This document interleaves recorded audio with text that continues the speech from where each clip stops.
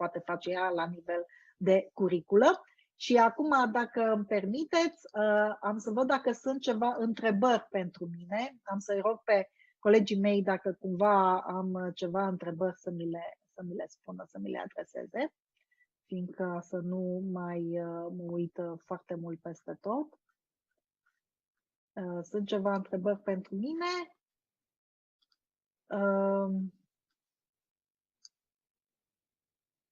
Dacă nu sunt întrebări pentru mine, vom trece la următorul vorbitor. Ekaterina, it's your turn now. Very nice to see you. Likewise, Diana, I really enjoyed my visit to Timișoara and your e-learning center more than a year ago. I can't wait to come back and see you all physically. But for now, thanks a lot for inviting me to your webinar, where I will show some of our insights on how to use immersive technologies. If you allow me just for 30 seconds to introduce you first.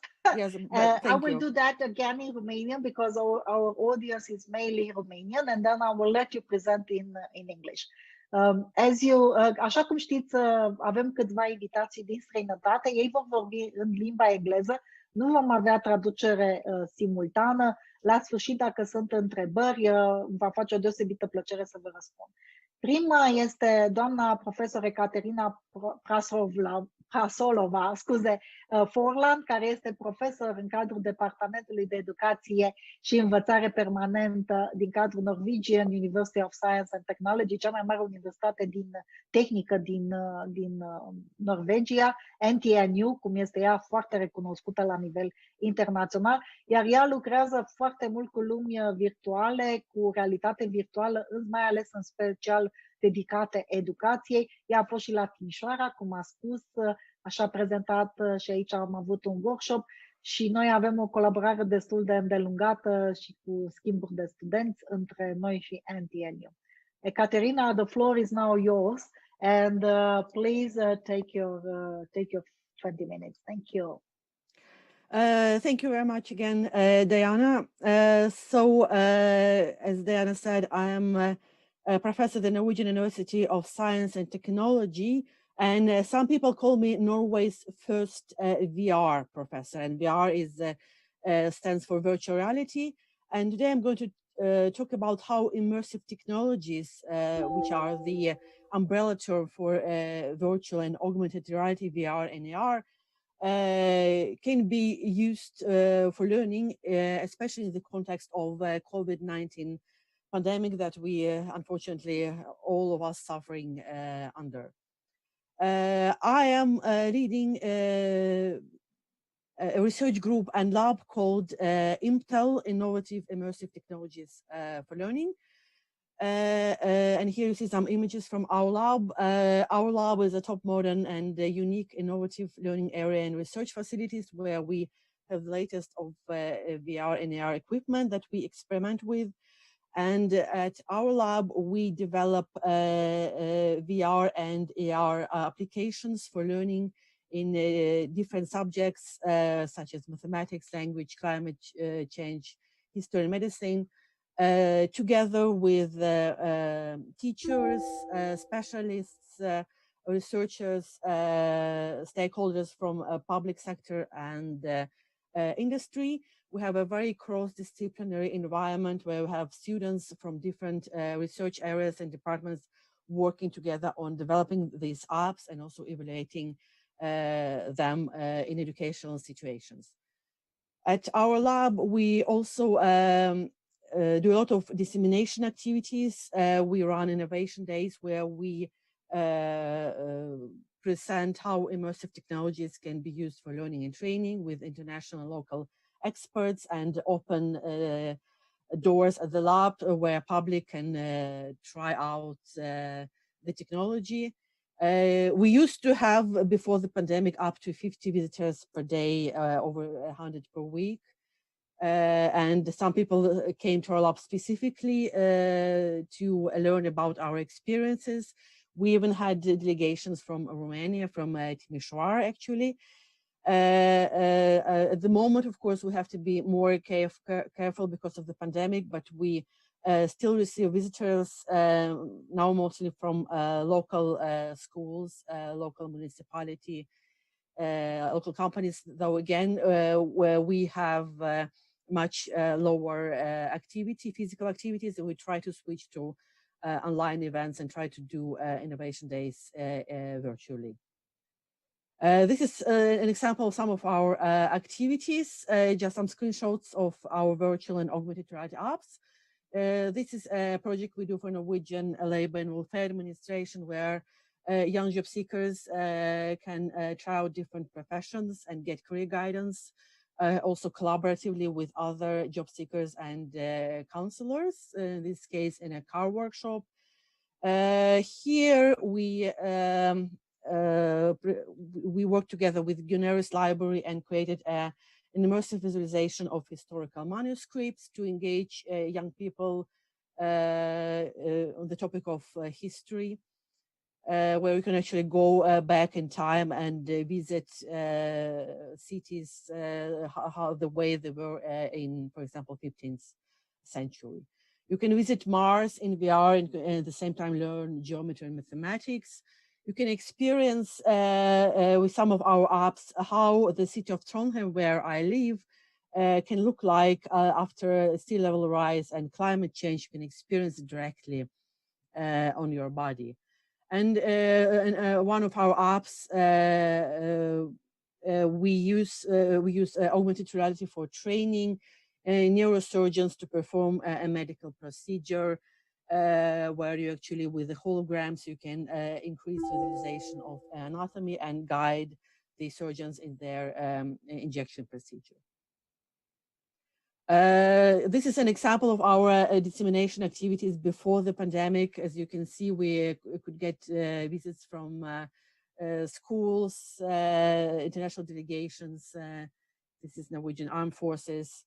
And we still continue with that in quite limited numbers and with new strict hygiene routines. We have actually developed 3-step hygiene routines for our lab to create a safe experience. A part of course, visiting a number of visitors to keep 1 meter between all visitors as the official recommendations from Norwegian health authorities. We also wipe all headsets and everything that is touched with alcoholic wipes, which is recommended by our public health authorities. In addition, we use disposable masks worn under the headsets, and we also use UVC treatment of headsets that is supposed to kill 99.99% of COVID-19 viruses. So we take safety very seriously.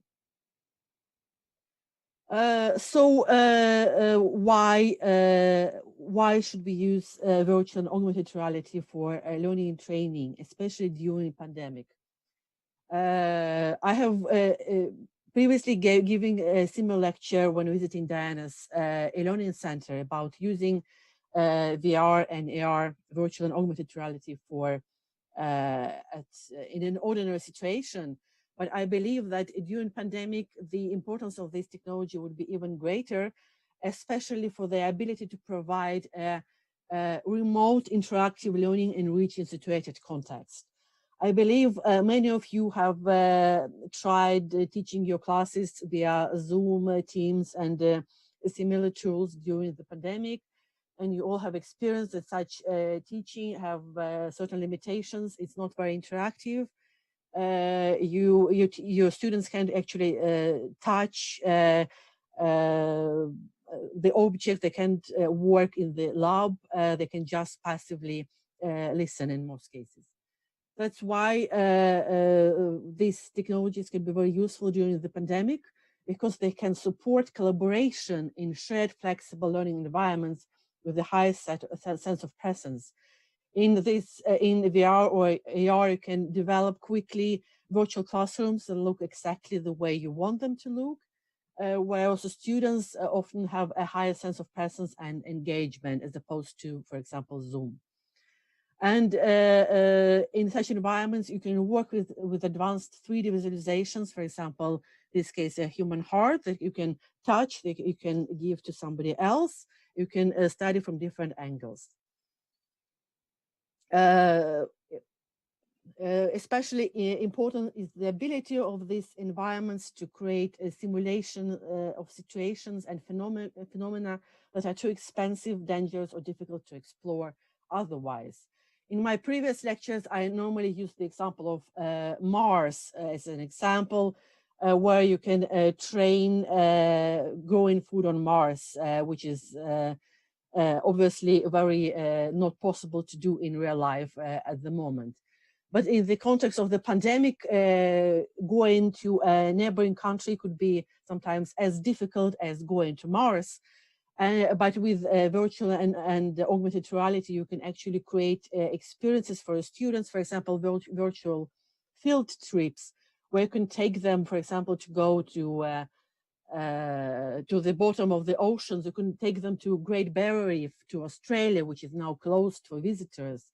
Or you can even maybe take them to go on some hiking trips to Norway, which also has imposed restricted access in its borders without having to sit in the quarantine and without experience situations when you go somewhere and you get stuck there because of cancelled flights and all other restrictions. So it's the area of virtual tourism and virtual field trips is really gaining momentum today during the pandemic, and you can actually create not very expensive field trips for students using these technologies.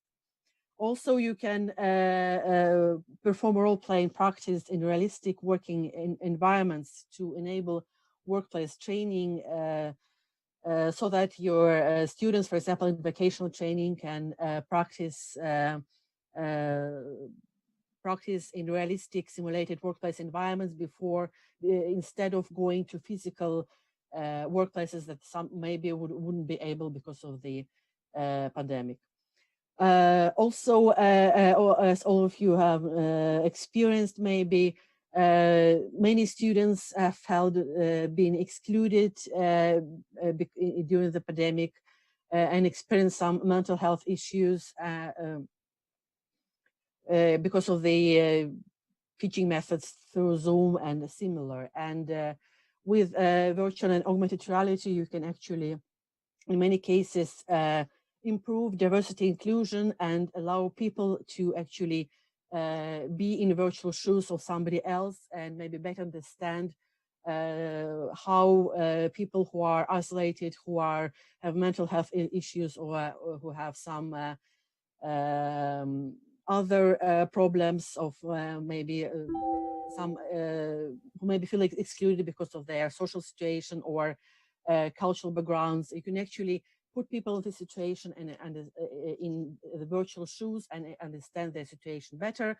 But also you can use this technology to actually include people in the class by allowing students to come to your virtual classrooms and being a part of the class. So I'm now going to talk about some of our experiences, how we used the power of immersive technologies actually to teach our own classes during the pandemic and help our own students, and hopefully this will inspire some of you. We have, even before the COVID-19, worked a lot with supporting collaborative learning with VR. Our university is spread across 3 different campuses, and in a course we allowed students across these campuses work together in shared classrooms. Every Wednesday they gathered in VR labs and they could meet with each other and work together on their assignments. And now we are continuing this work and developed an application for language learning, inclusive language learning, where you can add you can invite people, in this case, those who have Norwegian as a second language, into typical environments such as a forest. Norwegians love going outdoors, or a cafe, and actually learn language in a situated environment. And now we're planning to use this app for an international European teacher training workshop in a Erasmus project we are running, digital competences for language teachers. And we have developed a desktop application so that those teachers who don't have VR headsets at home also can join and participate. So we say that VR and AR is not always something you use with expensive headsets, but it's also something that is accessible just with your cell phones and with desktop clients. In this case, I say it's desktop VR. Here there are some examples of how I moved my own teaching in March when the Norwegian government declared a lockdown all over Norway. So I had to teach the rest of my course online, and I moved my course into Mozilla Hubs. It's a very, it's a free environment that you can use both with VR headsets, but also just with your ordinary computer with desktop clients. And students have been very creative. They created their own group rooms where they had meetings, they worked on their projects, and also had some social activities. And the students had really creative and inventive project presentations where they designed environment to be the spirit of their own presentation and the project they've been working on. Here's an example from my class. This is myself, and this is our avatars from my students. We had lab meetings again in Mozilla Hubs for our master students. We had to take down all the expensive equipment in our lab and distribute it to the students who have been sitting at their own dormitories all across the city. And this way continue the research at our lab. Here is another video I want to share with you to show how two students work with AR headsets called Magic Leap. Both confined to their dorms, but in this example, they use this technology to build a COVID-19 molecule. And again, they are separated physically, but they work together in this using AR to collaborate. My living room. And Osk, where are you? This is another student. Hello, I'm working remote in my own living room. Right. And we're going to be remaking or making something similar to the COVID-19 virus. So Osk is going to be showing what it looks like when player 2 selects and moves objects around. So first he's going to take out the default sphere from the shelves, scale it up. And we're also going to be using this red screw shape. So what we're going to be doing is we're going to find the scale that we want and duplicate it.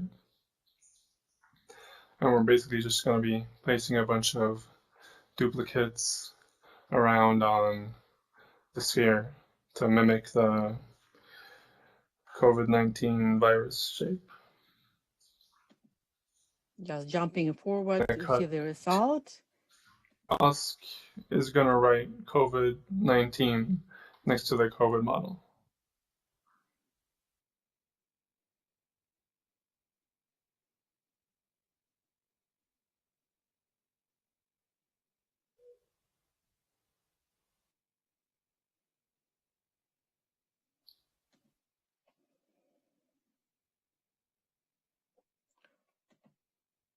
My living room. Yes. Ekaterina, maximum 2 minutes, please. Okay, so there is another example of career guidance in vocational training. Also, this could be done collaboratively. Again, I maybe don't have just a very short video where here is a fish farm. We can kind of experience. Yeah, show it, no problem.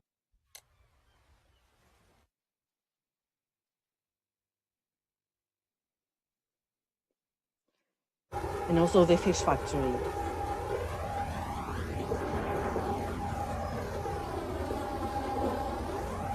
So we have many professions here. There's tablet with tasks. We have many professions here, but I don't have time to show them all, so maybe next time. Let me see.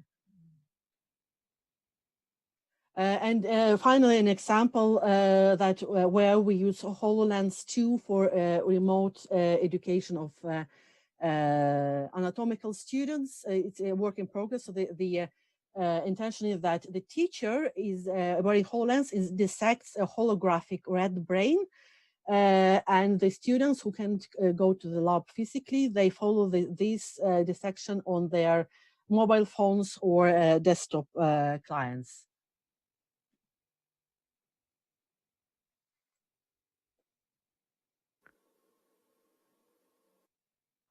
And I know these tools are, HoloLens, for example, is used at hospitals in the UK for doctors who treat COVID patients, so that only one doctor goes to the patient and the rest is following him remotely and showing the same that the doctor sees. And this way, the teacher can dissect the brain and show the anatomy, and the students can follow on the screen. And just very shortly, our new projects, we're going to work more about finding out how we can use VR to support rich remote learning in the context of the pandemic. We get a new Erasmus project, inclusive peer learning with augmented reality apps, where we're going to help teachers to to use existing resources to create your own AR apps using both cell phones, but also more advanced devices. And we also work in a new project, the national one, where we are going to create virtual field trips, such as this one, using 360 videos, again, by using low-cost devices, just your phone and a very cheap cardboard VR glasses that it costs maybe €3. And here we already have a similar app for a job interview, where you can put different videos and you can have some interactivity and go through different 360 videos to explore. For example, in this case, this is a job interview, but in the new project, it's going to be virtual field trips. So they are possible to create this experience in a very cheap way with just using your cell phones. You don't need expensive equipment. And we also, as a result of the pandemic, we did some courses, both for unemployed who lost their job as a result of the pandemic, with the financial support of the Norwegian government. And we took these people to different online VR environments, such as Outspace VR, Mozilla Hubs, and Verbela. But we also had a continuous education course for leaders from the Norwegian industry to show them how these technologies could be used for advanced learning and training at their organizations. Well, that's basically a very short overview. Again, I could talk for hours about that. We have a lot of projects going on, but if you are interested, please write to me, look at our webpage, and especially follow our Facebook page. It's very frequently updated. And reach out to me if you have any questions. I'm not sure, Diana, if we do questions now or later, because maybe I will have to leave in a short while. Yeah, we'll do questions now. I'll still keep your address so everybody can see it, and I will speak offline. There is one question which is coming from Nicoletta Loredana Baranesco, and the others we answered. They were asking how they can use them and where they can find them, or if there were only Microsoft examples, and I said no, and I pointed to your lab address, which is also here, so I'm leaving it so also the Facebook and the YouTube viewers can see this address, because we type it also into the question and answer in Zoom. So the other question which is asking, because you haven't shown this, I know you have an example about that, is how you can include virtual reality in teaching languages. And if you can. Yes, I really briefly on one of my slides, I show this VR app that we are now developing this desktop variant where you just can install on your regular computer and use it like you use a computer game. It's called Desktop VR. And we are planning to use it in a workshop as a part of our Erasmus Plus project, Digital Competences for Language Teachers. And I can, and you are all welcome to join this workshop. Let me see if I maybe can show this web page. Let me see. And it's called. You can also. Yes. Yeah, you can also type the link into the Q&A later for the workshop address, and we will copy it also on Facebook and everywhere, and it will stay with them. So if you want, you can do that in the Q&A. You need to, I'll switch off your screen. Okay, perfect. That's much better now.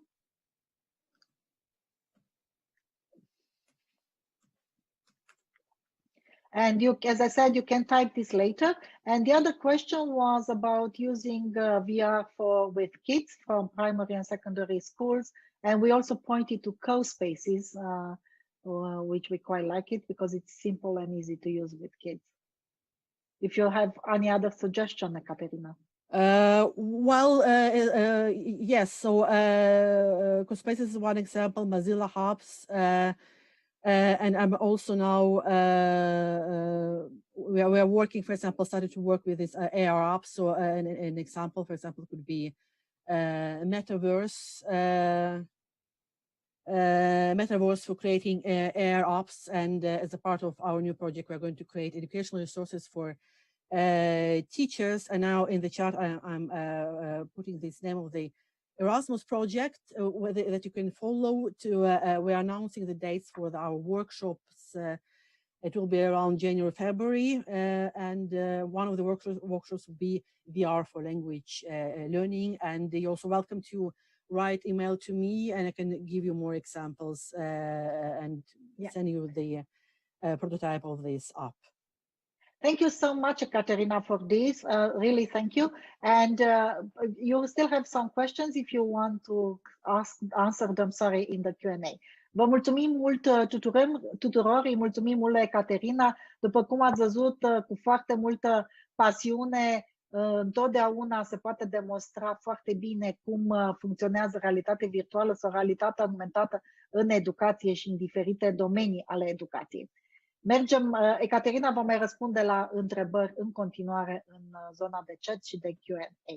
Mergem mai departe, ne ducem la Roma, de la Norvegia la Roma, la profesoara Antonella Poce de la Universitatea Roma 3, prietena și colega noastră atât în proiectul Digitale cât și în 𝐸𝐻 și de la Eden. Ea este directoarea Centrului de Studii Muzeale de la Universitatea Roma 3, cu foarte multe cercetări și rezultate în utilizarea atât a tehnologiilor cât și a metodelor noi și inovatoare în industriile creative, muzee și galerii. V-am spus, avem prezentări, le-am tot mixat așa, când mai educaționale, când educaționale îndreptate spre industriile creative. Antonella, I just introduced you in Romanian. So I know you understand. More or less I understood.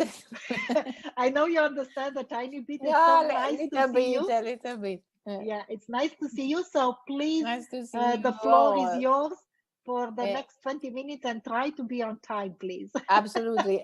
As Ekaterina said, we are all looking forward to coming back to Timisoara and to your institution, which is always a pleasure to be in. With the warmth you welcome everyone. So yes, I'll try to share my screen and in order to have this presentation regarding. Can you see it? Yes, we can. Yes. And if you go on slideshow. On slideshow, yes. So I've been chairing the Center for Museum Studies in the Department of Education, University Roma 3 for some years now. And we have been working on different issues related to education in museum studies, but always with a focus on the use of technology, especially a critical use of technology. in order to support the development of cross-sectional skills. I won't spend time on, the importance of developing cross-sectional skills, because from what I could understand from Diana's presentation, she already talked about the importance, the use of digital skills and cross-sectional skills, especially in this time of pandemic we have been in, unfortunately. So the first, but just to tell you about the background of the research I'm going to introduce you. The problem where we started is, of course, the issue related to a new way of use in technology, in particular in education. The problem we are facing is not just a health problem, is a problem that is really invading our lives in from every point of view. Now more than ever, we need to acquire new kind of skills, new kind of competencies. Digital skills are fundamental in order to be part of the new kind of society we have been put through from one day to the other. This kind of lack of meta technology abilities could really enlarge and reinforce the digital divide. So for us as educators, it's absolutely a duty to work on this, to support this kind of education within the digital skills environment. So the need to work critically to understand how to get a direction within this world is fundamental. This kind of focus, of reflection, is directly connected to the development of critical thinking skills, as we all might understand. And different kind of agencies support and underline the need to develop critical thinking skills. Experts agreed with the idea that critical thinking can be considered both in terms of skills and dispositions. So there are different kind of aspects that we need to take into consideration when we develop certain educational proposals. This is the context where we started our work, which is, of course, connected to heritage experiences. I say cultural heritage experiences meant in a very wide and open interpretation, even if the example that I'm going to introduce you is based on a specific collection. But of course, this kind of work can be adapted to many different kind of collections, and is really in line. And I thank Diana for this opportunity with what Ekaterina also presented. So what did we do? We focused on this idea of developing critical thinking skills in technologically advanced environments where cultural heritage objects could be appreciated, but appreciated in, let's say, non-conventional way. We were not interested in supporting, of course, that could come afterwards, but we were not so much interested in transferring certain contents or historical meanings. We were more focused on the idea of supporting those skills and dispositions connected to critical thinking skills. So that's why we used some objects from an Etruscan archaeological collection to work through different kind of strategies. First of all, reflective questioning, visual thinking, digital storytelling. The idea is, of course, to bridge the gap between physical and virtual fruition, virtual experience of the cultural heritage elements, objects, through interaction and involvement, absolutely.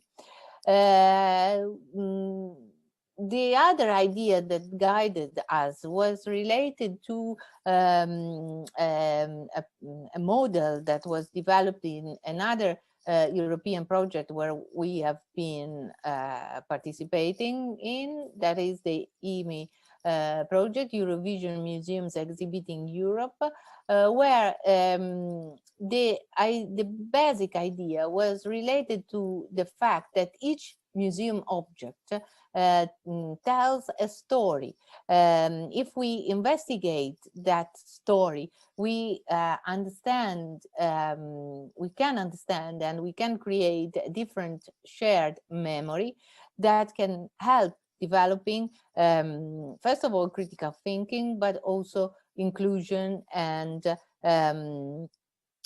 elimination of any cultural barrier, because that object has gone through a series of events that can make sense of that specific reality, but also the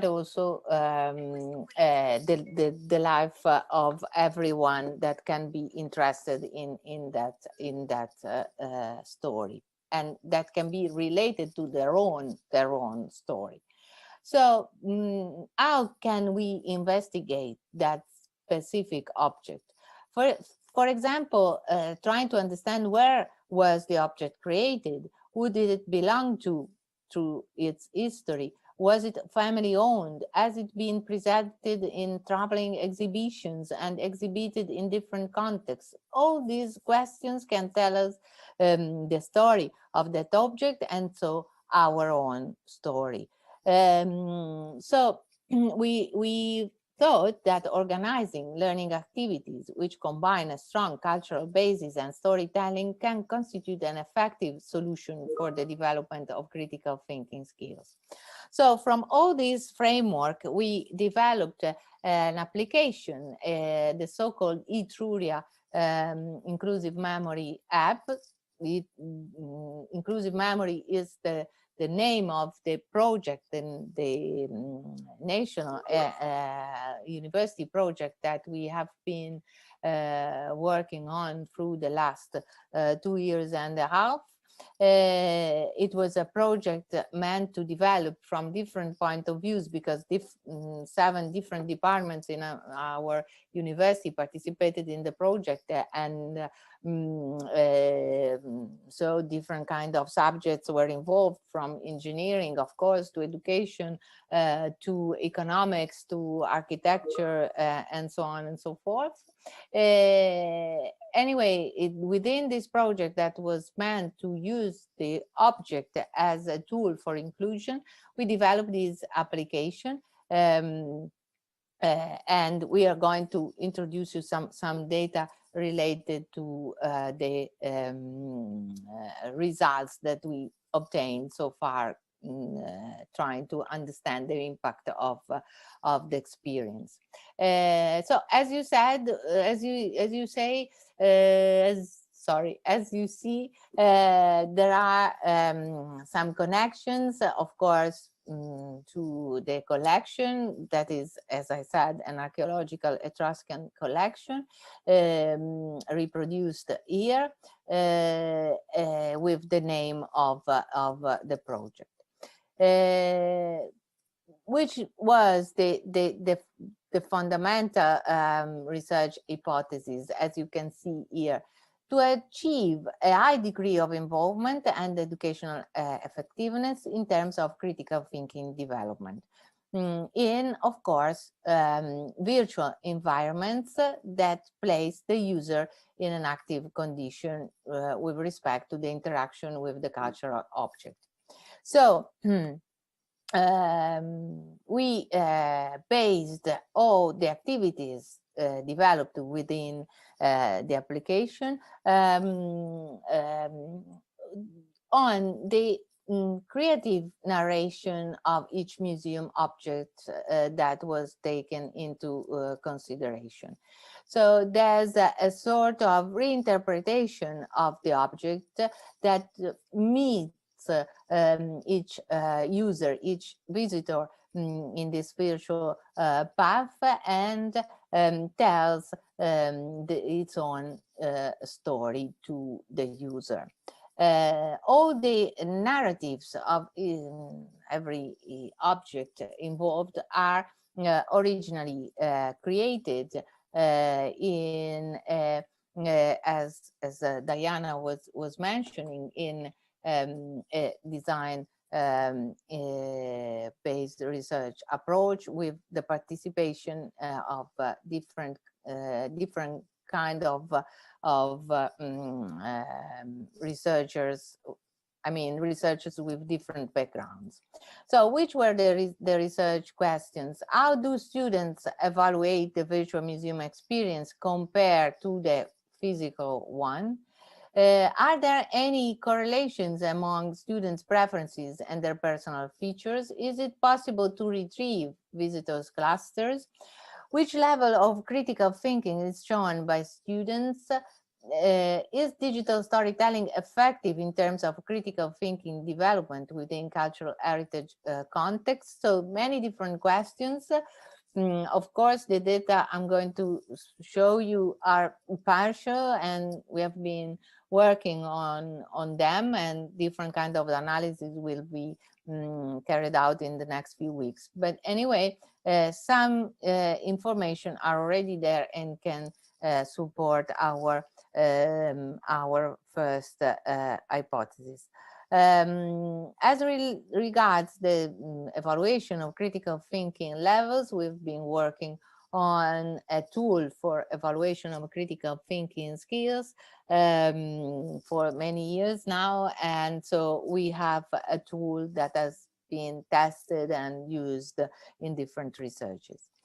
So I told you we, as a group within the Inclusive Memory University project, worked out 6 different learning paths within the archaeological collection that we took into consideration, and that is preserved within the museum, the Etruscan Museum of Villa Giulia in Rome.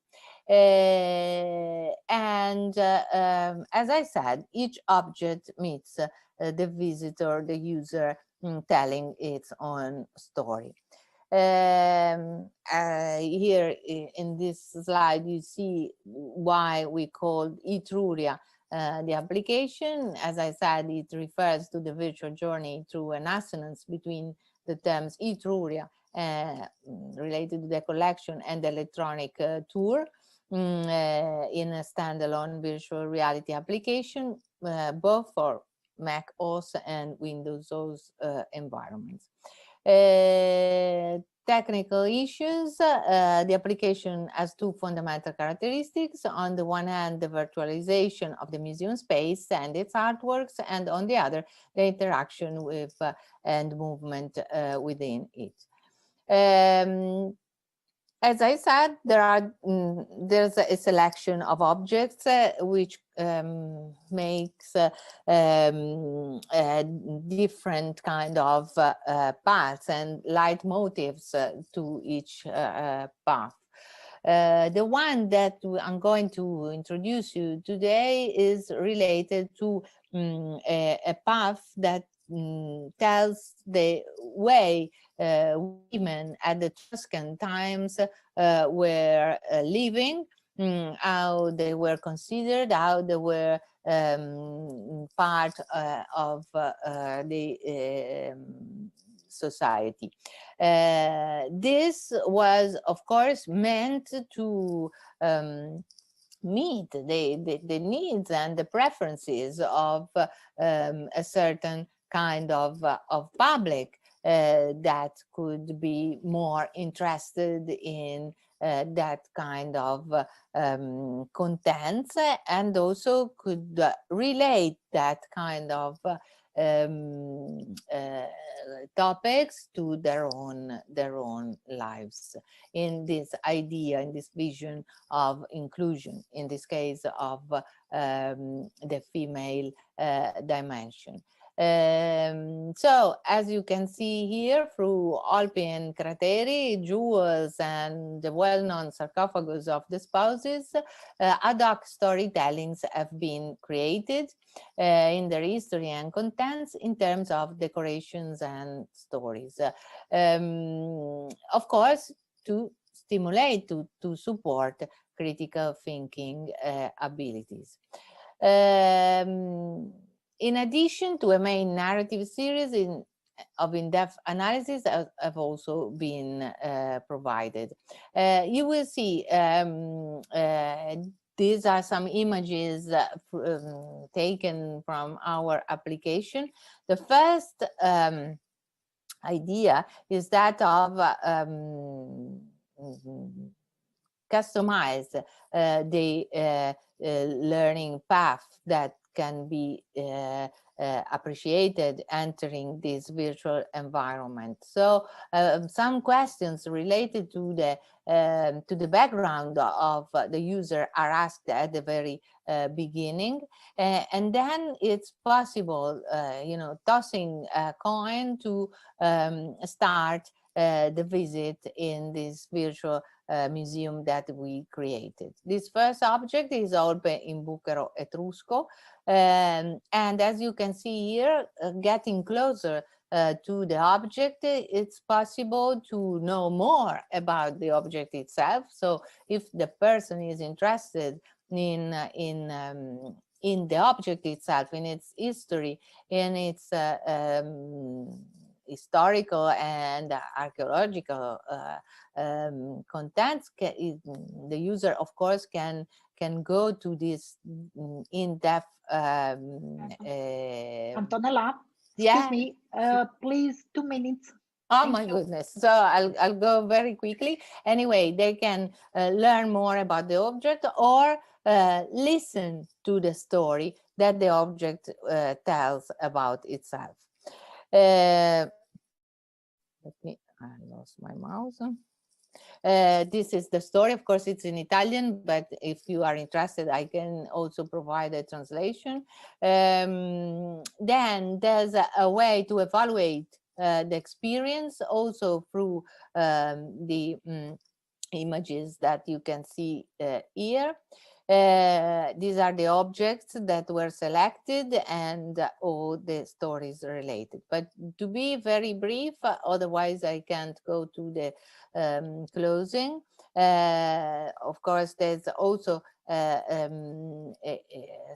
there are questions to understand which were the preferences and which were the preferences connected to the kind of stories that were told through the visit.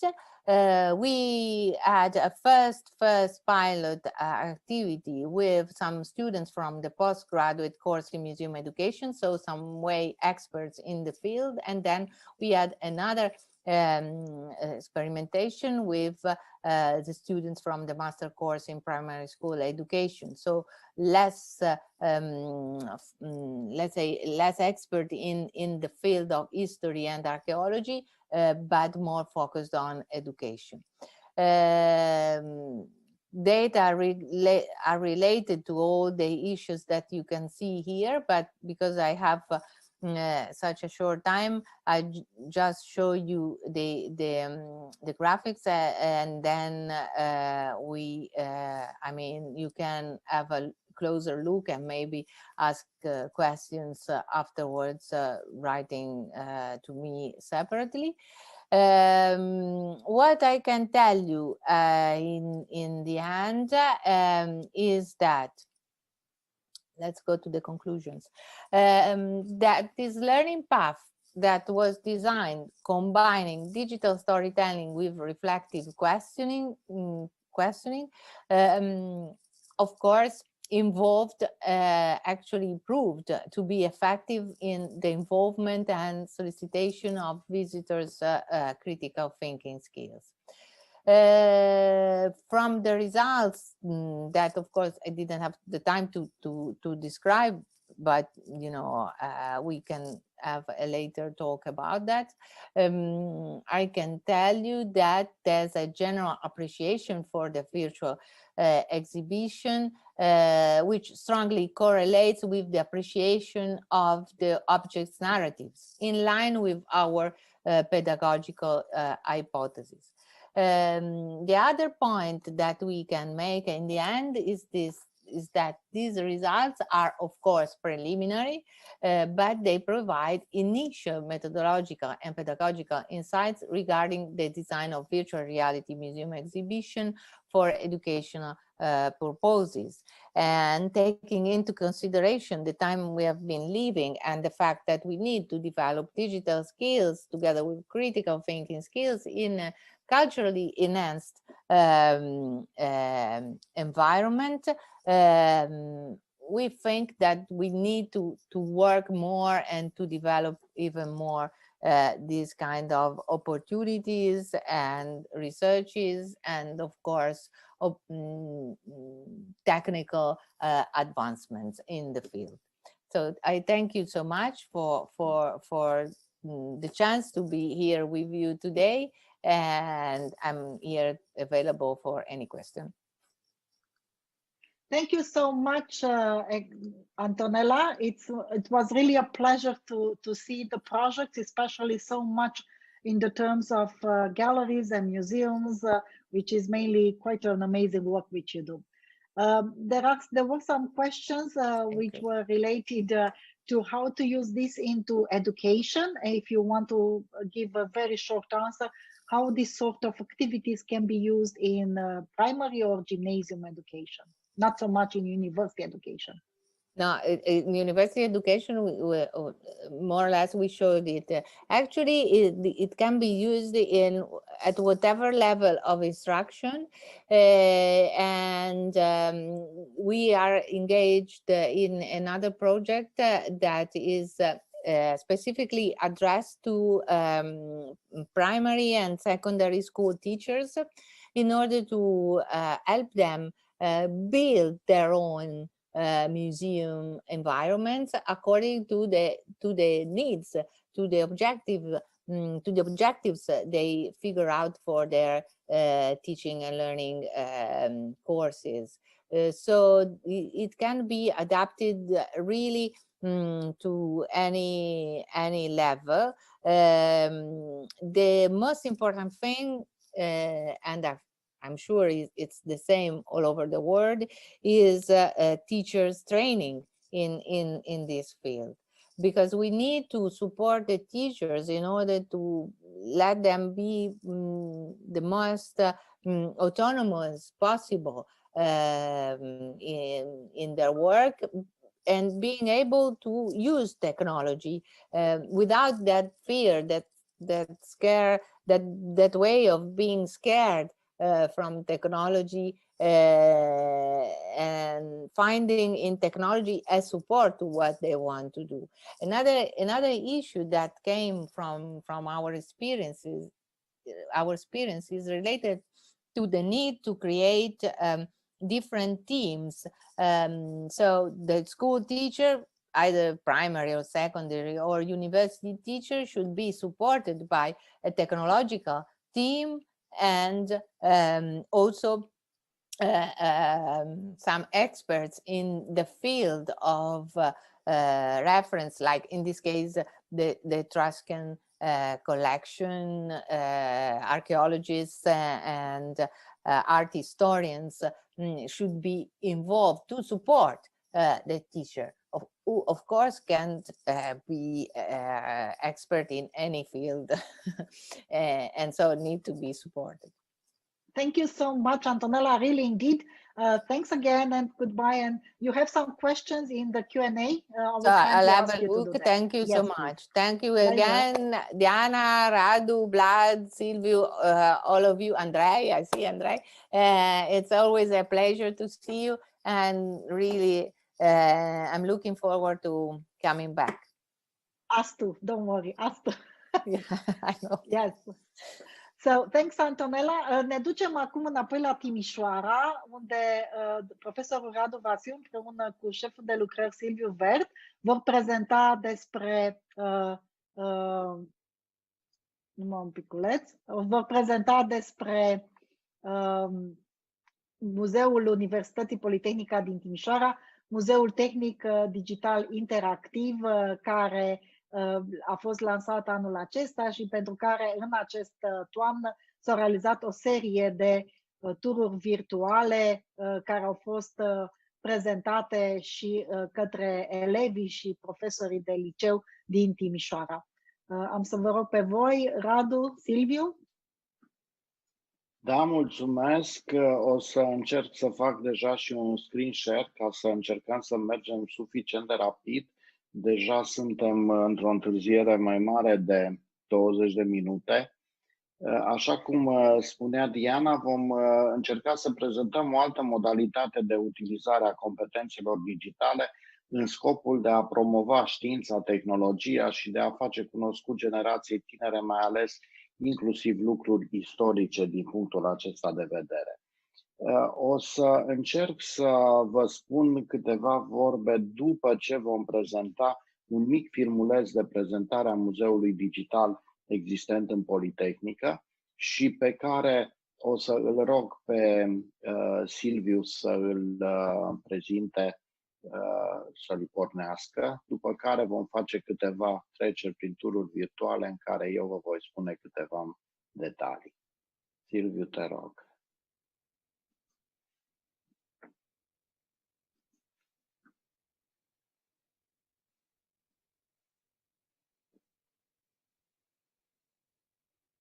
Reușim, Silviu?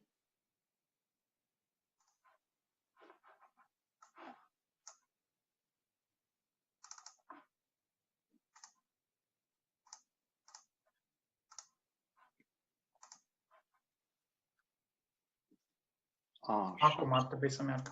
Ok, te rog.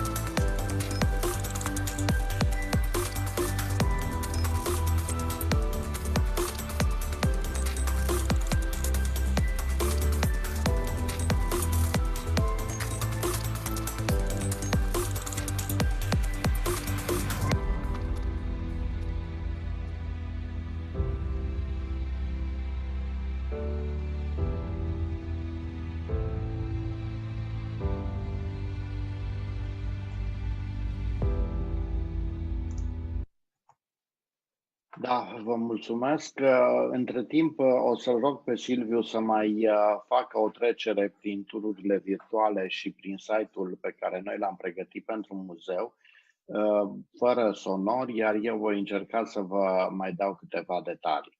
După cum ați văzut, este vorba de un muzeu al științei și al tehnicii. După cum se știe, Timișoara are anumite priorități tehnologice, printre ele realizarea în 1961 a primului calculator din mediul universitar, MECIT-1. Era trecut și în partea de filmuleț și ați văzut acolo inclusiv niște filmări destul de vechi referitor la el. O parte dintre respectivele echipamente sunt prezente fizic în muzeu. Cred că mulți dintre studenții noștri actuali nici măcar nu știu cum arată un tub electronic și calculatorul respectiv a fost realizat pe tuburi electronice. Abia varianta a doua a fost tranzistorizată. Prin urmare, este interesant ca ei să afle aceste lucruri, dar de multe ori este dificil să le afle doar dintr-o vizită față în față. Și atunci, ideea acestui muzeu interactiv a fost de a îmbunătăți experiența, de a îmbogăți, practic, partea de informații pe care ei pot să le obțină prin utilizarea tehnologiilor noi. Pe de altă parte, asigurăm și vizita de la distanță. Nu mai este nevoie ca doar cineva care e în Timișoara să poată să facă o astfel de vizită. Practic, utilizăm realitate virtuală, realitate augmentată și tot felul de tehnologii multimedia, astfel încât studenții noștri sau cei care doresc să viziteze muzeul să poată să obțină mai multe informații despre exponatul respectiv, să vadă filme din istoricul respectivelor realizări și așa mai departe. Dar nu ne oprim aici, ci dorim să-i aducem în fața unor noi modele de tehnologie, a unor noi realizări. Ați văzut că avem o groază de filmulețe despre realitatea augmentată, despre inteligența artificială, despre modalitatea în care o fac. Turul îl pot face și cu echipamente de realitate virtuală. Vedeți aici Oculus Rift, acum ca și tehnologie utilizată, iar cei care văd pot să îndrepte pur și simplu mâna și să obțină un text mai complet cu privire la descrierea produsului respectiv și așa mai departe. Se vede că, practic, se pot face și simulări cu primele calculatoare personale care au apărut, care nu mai sunt, bineînțeles, funcționale, la care nu mai avem floppy disk, panoul de interfață pentru MECIT-1 cu memoria realizată inițial pe tambur, aceasta pe care o vedeți aici, care este 256 de kg față de ceea ce există la ora actuală pe stick, este enorm de mic la un volum enorm de mare. Dar este bine ca toată această istorie să fie cunoscută și este bine ca în același timp studenții sau vizitatorii să se familiarizeze și cu noile tehnologii. Aș încheia prin a spune că toate aplicațiile respective sunt realizate cu ajutorul studenților noștri. Sunt părți din proiectele lor de diplomă, de licență sau pur și simplu activitate suplimentară pe care ei au făcut-o sub conducerea cadrelor didactice. Deci toată această activitate până la urmă a condus și către un scop fizic de realizare a muzeului virtual, dar și ca și element de învățare pentru cei care au dorit să se familiarizeze cu noile tehnologii. Eu vă mulțumesc mult pentru prezentare. Am încercat să fim suficient de scurți ca să recuperăm ceva din întârzierea pe care am avut-o. Am sperat ca măcar la anul să existe posibilitatea fizică ca mai multă lume să vină să viziteze și muzeul fizic, nu doar la modul virtual.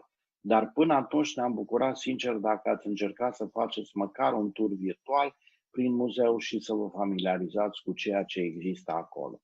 Intenția de viitor are două direcții principale, și anume să reușim să îmbunătățim calitatea colecției și cu domenii noi, nu numai cu domenia tehnologiilor informaționale, pentru că există și în mecanică și în alte domenii o serie de premiere care au fost realizate în Timișoara și, pe de altă parte, dorim să creăm un spațiu educațional mai larg, după cum timișorenii știu, în apropierea locului fizic în care avem acest muzeu virtual, există așa numitul experimentarium, în care copiii de școală primară sau de liceu pot să experimenteze diverse lecții din fizică și pot să vadă cum funcționează anumite experiențe. Am dorit ca acest spațiu să-l integrăm cu muzeul virtual și să realizăm până la urmă un spațiu educațional mult mai larg în care ei să poată să învețe jucându-se. Și cred că acesta este până la urmă un deziderat care ar putea să fie pe placul copiilor. Vă mulțumesc Radu, mult! Da? Mulțumim mult de tot, Radu, Silviu, foarte interesante proiectele la care întreg Centrul Multimedia, cu foarte mulți studenți, cum ați spus și voi, colaborează și au încercat să realizeze. Vom mai adăuga foarte multe elemente acolo, sunt câteva surprize care le avem pentru 2021 în pregătire. Aveți întrebări în Q&A, am să vă rog să încercați să răspundeți la ele și să dați indicații. Vă mulțumesc că voi vă grăbiți, mai ales Radu, Facultatea de Electronică, Tehnologii Informaționale și Comunicații face 50 de ani, adică facultatea 30 de ani, de educația 50 de ani, în mai puțin de jumătate de oră. Oricum, online. Ambele sunt mai tinere decât Meciptul, care la anul face 60 de ani. Bun. Vă mulțumim foarte mult.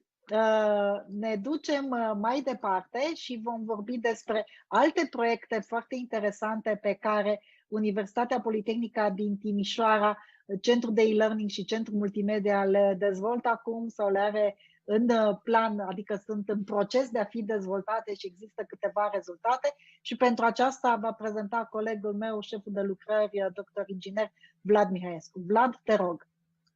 Mulțumesc frumos, Diana! Bună ziua tuturor! Mă bucur mult să pot să vă prezint ce proiecte mai facem noi la Politehnică, pentru că stăm foarte prost cu timpul, o să încerc și eu să mă încadrez. Așadar, ați auzit deja despre o parte din proiectele pe care le facem și aș dori să vi le prezint pe cele mai actuale, proiecte în care puteți să veniți ca studenți, ca participanți, puteți să colaborați cu noi și sperăm să vă trezim interesul de a vă implica în aceste proiecte.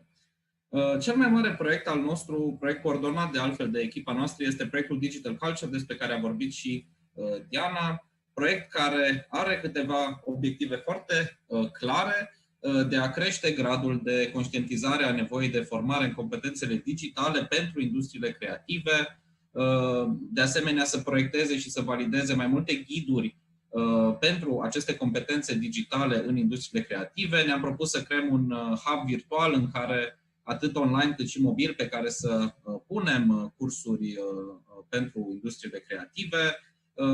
Sunt foarte multe aspecte legate de evaluarea digitală și de oferirea de ecusoane deschise, de open badges, de certificate digitale, de fapt. Și de asemenea ne dorim foarte mult să creștem colaborarea între cei care oferă educație în domeniul universități și de asemenea actorii culturali implicați în partea de industrie creative. Proiectul și-a propus, printre altele, să livreze un curs pe format blended learning, un curs gratuit, cu 13 module pe care le puteți vedea. Discutăm de informații de bază despre internet, despre modalități de publicare a conținutului digital, despre cum protejăm datele, despre licențe libere, despre curatorie digitală, chestiuni ce țin de etică și siguranță pe internet, lucruri despre social media, despre realitate augmentată și virtuală, marketing digital pentru industriile creative, cum să facem un management mai bun digital în cultură, cum să facem comunicarea mai eficientă și prezentările mai bune în partea de cultură.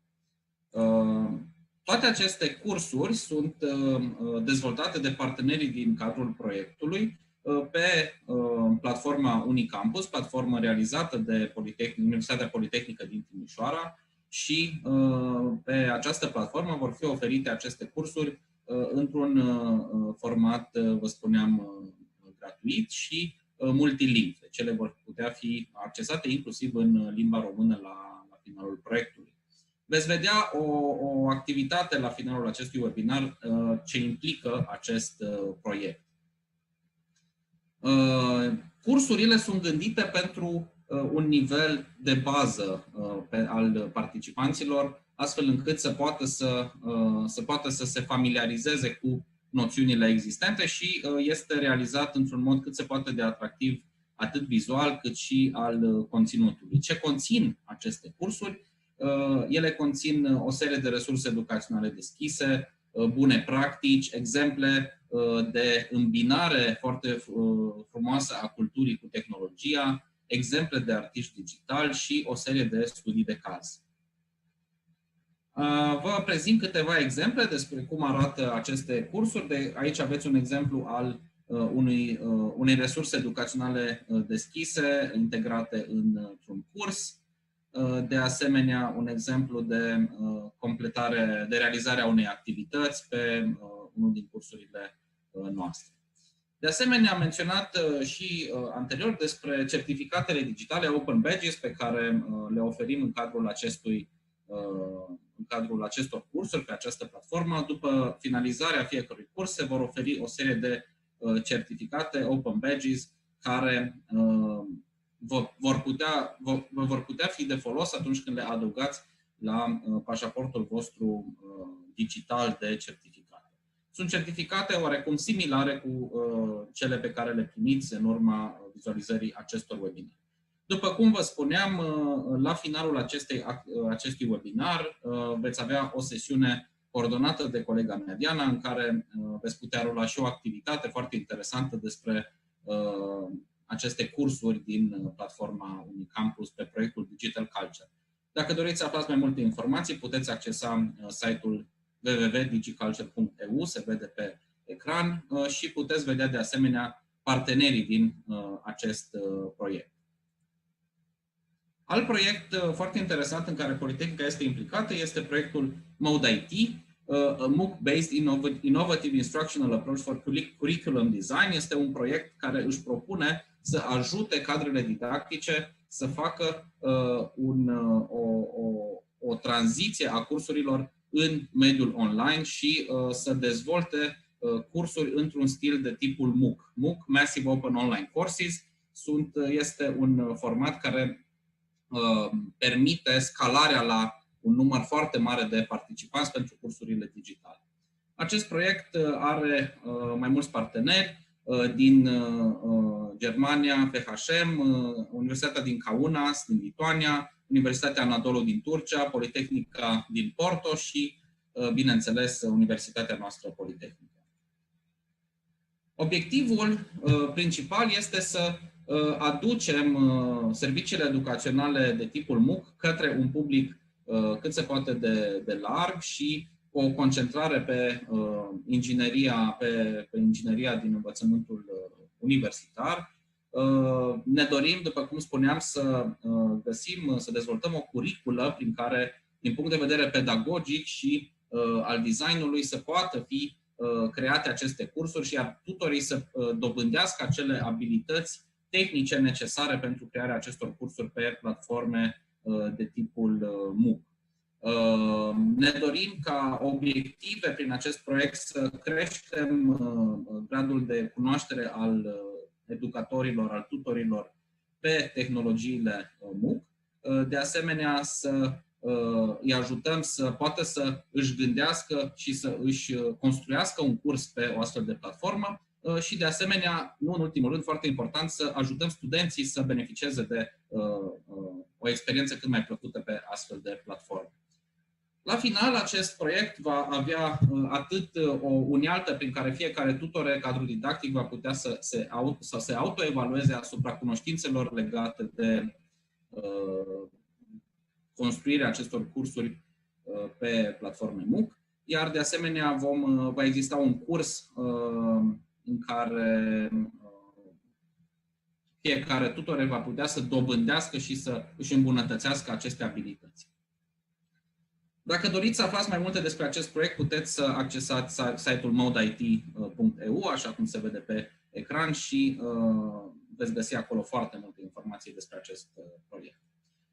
Un alt proiect în care Politehnica a intrat partener foarte recent este proiectul EUDRES, Engaged and Entrepreneurial European University. as driver for European Smart and Sustainable Regions. Este un proiect în care mai multe universități își propun să susțină regiunile sustenabile și inteligente prin prisma activităților pe care le fac. Practic, acest proiect se concentrează pe regiuni sustenabile și inteligente europene, se concentrează pe crearea unei universități europene a viitorului, care este concentrată pe toate aceste tehnologii și, de asemenea, se dorește să se realizeze un campus multi-universitar, care să conecteze toate aceste universități în primă fază. Proiectul are 6 parteneri principali. Pe lângă Universitatea Politehnică, este Universitatea din Belgia, Limburg, din Letonia, Ungaria, Portugalia și Austria, așa cum se vede pe ecran, și o serie de alți parteneri asociați.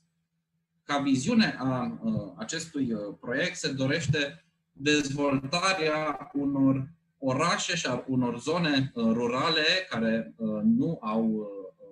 care sunt sustenabile și pot să ajungă zone smart prin dezvoltarea unor tehnologii și prin promovarea acestor unelte educaționale care pot să transforme o zonă într-una smart. Proiectul e concentrat pe 4 dimensiuni, pe cea socială, spațială, structurală și tehnologică, așa cum se poate vedea și în graficul de pe ecran, și are 4 misiuni interconectate. Este, în primul rând, dezvoltarea educației, transferul de cunoaștere, partea de cercetare și inovarea umană. Proiectul își propune să aducă ceva nou, să aducă viitorul în ziua de azi, prin dezvoltarea de conținut noi, perspective noi, metode noi, organizații noi, metode noi de colaborare și medii noi. Alt proiect în care Politehnica este implicată, și mă apropiu de încheiere, este proiectul TRACE, Community Enable Open Training on Creative and Cultural Entrepreneurship, un proiect care își propune să construiască un think tank al orașelor capitală culturală europeană și să ofere un curs de train of trainers care să ajute aceste comunități din jurul capitalelor europene prin niște cursuri virtuale și prin medii virtuale bazate pe o colaborare internațională. Politehnica, din nou, e partener în acest proiect alături de alte universități. Universitatea de Vest e coordonatorul, iar noi ne vom ocupa de partea de asigurare a calității și sprijinul platformei virtuale.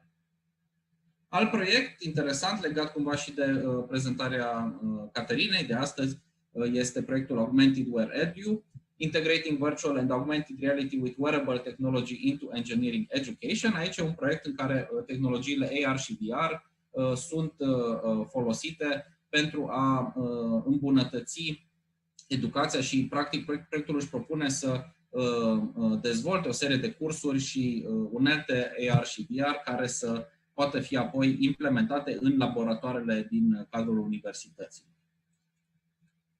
În fine, ultimul proiect în care Politehnica a intrat partener alături de UEFST este proiectul Connecting Romania to Blockchain, European Blockchain Services Infrastructure, un proiect care își propune să creeze primul nod de tipul EBC în România și să ofere o serie de microcredențiale bazate pe tehnologia blockchain, așa cum v-a menționat de altfel și Diana la începutul prezentării. Acestea sunt o parte din proiectele în care Politehnica este implicată. Vă așteptăm alături de noi în cadrul acestor proiecte și vă așteptăm să vizitați site-urile proiectelor și să veniți la viitoarele prezentări pe care le vom realiza în cadrul webinarilor sau workshop-urilor. Datele mele de contact le aveți pe ecran și o să urmăresc și o să văd dacă au fost întrebări legate de această prezentare. Mulțumesc. Diana? Mulțumesc foarte mult, Vlad. Vă mulțumesc tuturor pentru prezentare. Sunt întrebări la care o să mai încercăm să răspundem și în zona de Q&A. iar toate proiectele le puteți, adică informații, scuze, despre toate proiectele, puteți să găsiți pe site-ul elearning.upt.ro. Vom merge acum mai departe pentru a prezenta alte, să zicem, realizări pe care noi le avem în universitate și care sunt, cum să zic, poate pentru care suntem cel mai celebri în ultima perioadă, campusul virtual al Universității Politehnica din Timișoara, și am să-l rog pe colegul meu, șeful de lucrare Andrei Ternauciuc, să ne vorbească despre ce a însemnat această parte a educației digitale în acest an mai ales. Andrei, te rog. Mulțumesc, Diana. Bună ziua tuturor. Doresc să vă prezint, spre deosebire de colegii mei antevorbitori, o altă parte a activității Centrului de e-learning, și anume originile de la care a pornit acest centru și la care experiența pe care am câștigat-o în toate aceste proiecte prezentate anterior a contribuit foarte mult în ceea ce privește lucrul cu studenții. Pentru că există o strategie digitală în Universitatea Politehnica Timișoara care presupune digitizare, digitalizare și, în ultima instanță, o transformare digitală a felului în care cadrele didactice interacționează cu studenții și procesul de învățare are loc în mediul virtual, cu atât mai mult în acest an deosebit care ne-am trezit toți dintr-o dată. Titlul prezentării mele este Impactul educației digitale în Universitatea Politehnica Timișoara. Impact înseamnă ceva care schimbă. De cele mai multe ori el poate să fie voit sau nevoit, dar experiența pe care am câștigat-o cu aceste proiecte și lucrul la dezvoltarea acestei strategii digitale a contribuit foarte mult la faptul că trecerea prin care trecem în acest an nu a fost atât de bruscă. Ce înseamnă digitizare? Înseamnă mai multe lucruri. Toate aceste lucruri au fost amintite anterior. Ce vreau eu să insist acum este, cum spunea și Diana anterior, campusul virtual al Universității Politehnica Timișoara, care este o unealtă lansată în anul 2006 ca și continuare a uneltei existente de atunci. Ea a fost dezvoltată în primă fază în ajutorul studenților de la învățământul la distanță, dar încetul cu încetul a fost extinsă la studenții de la master și cu ocazia acestui an universitar a fost unealtă de foarte mare ajutor tuturor cadrelor didactice din Politehnică, deoarece, cum bine știm cu toții, începând cu primăvara acestui an, întregul învățământ, cel puțin în Universitatea Politehnică, dar și în alte părți, a trecut în mediul online. Este o platformă bazată pe Learning Management System-ul Moodle, în o sursă deschisă. A cunoscut o întreagă evoluție de-a lungul timpului. După cum spuneam, are o vârstă de 14 ani. A fost îmbunătățit în mod continuu, atât la sugestia cadrelor didactice cât și a studenților. Am dezvoltat aplicații mobile pentru ele și în permanență l-am adaptat cerințelor și nevoilor așa cum au apărut ele de-a lungul timpului. Ce înseamnă această digitalizare? Se referă la trecerea materialelor online și întreaga interacțiune, după cum spuneam, în acest an universitar, s-a desfășurat prin intermediul acestei platforme. Este o platformă închisă, toți utilizatorii au fost creați de către administratorii platformei și se dorește a fi un punct de intrare pentru marea majoritate a proceselor educaționale care au loc în cadrul platformei, în cadrul universității noastre. Și atunci trebuie să acomodăm o serie largă de cerințe specifice fiecăror specializări de învățământ, diferitelor forme, master, licență, doctorat și așa mai departe. Dacă este să privim o evoluție de-a lungul timpului a cursurilor existente, a numărului de cursuri, se poate vedea un salt masiv care a avut loc, cum bine ghiciți, la începutul acestui an calendaristic, cam în luna martie.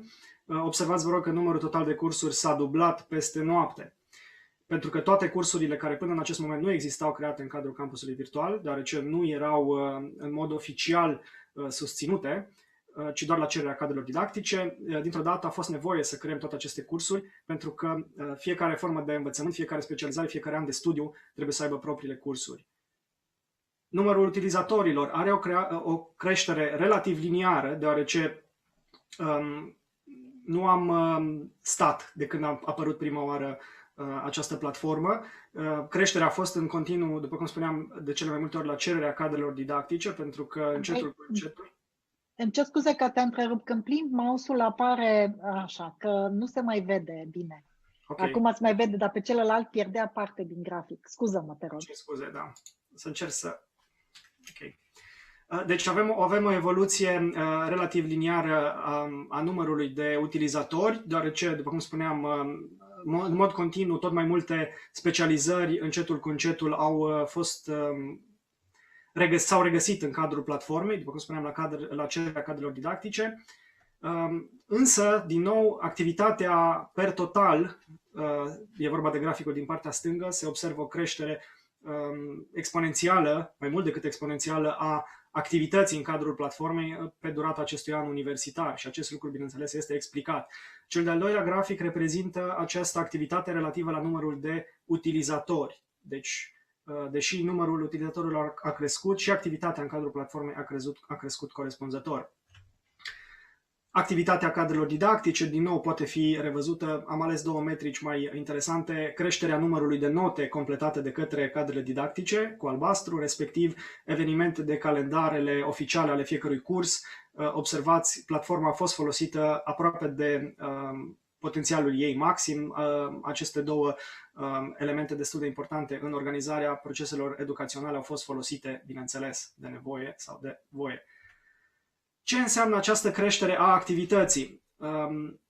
Făcând parte din echipa de suport tehnic și de dezvoltare a acestei platforme, se poate vedea foarte clar în luna martie a acestui an o creștere foarte mare a numărului de solicitări pe adresa de e-mail de suport, deoarece dintr-o dată toate cadrele didactice și toți studenții din Universitatea Politehnică s-au trezit cu această platformă, cu care unii dintre ei nu erau familiarizați și atunci au avut nevoie de ajutor și noi am încercat să le facilităm această tranziție către mediul online.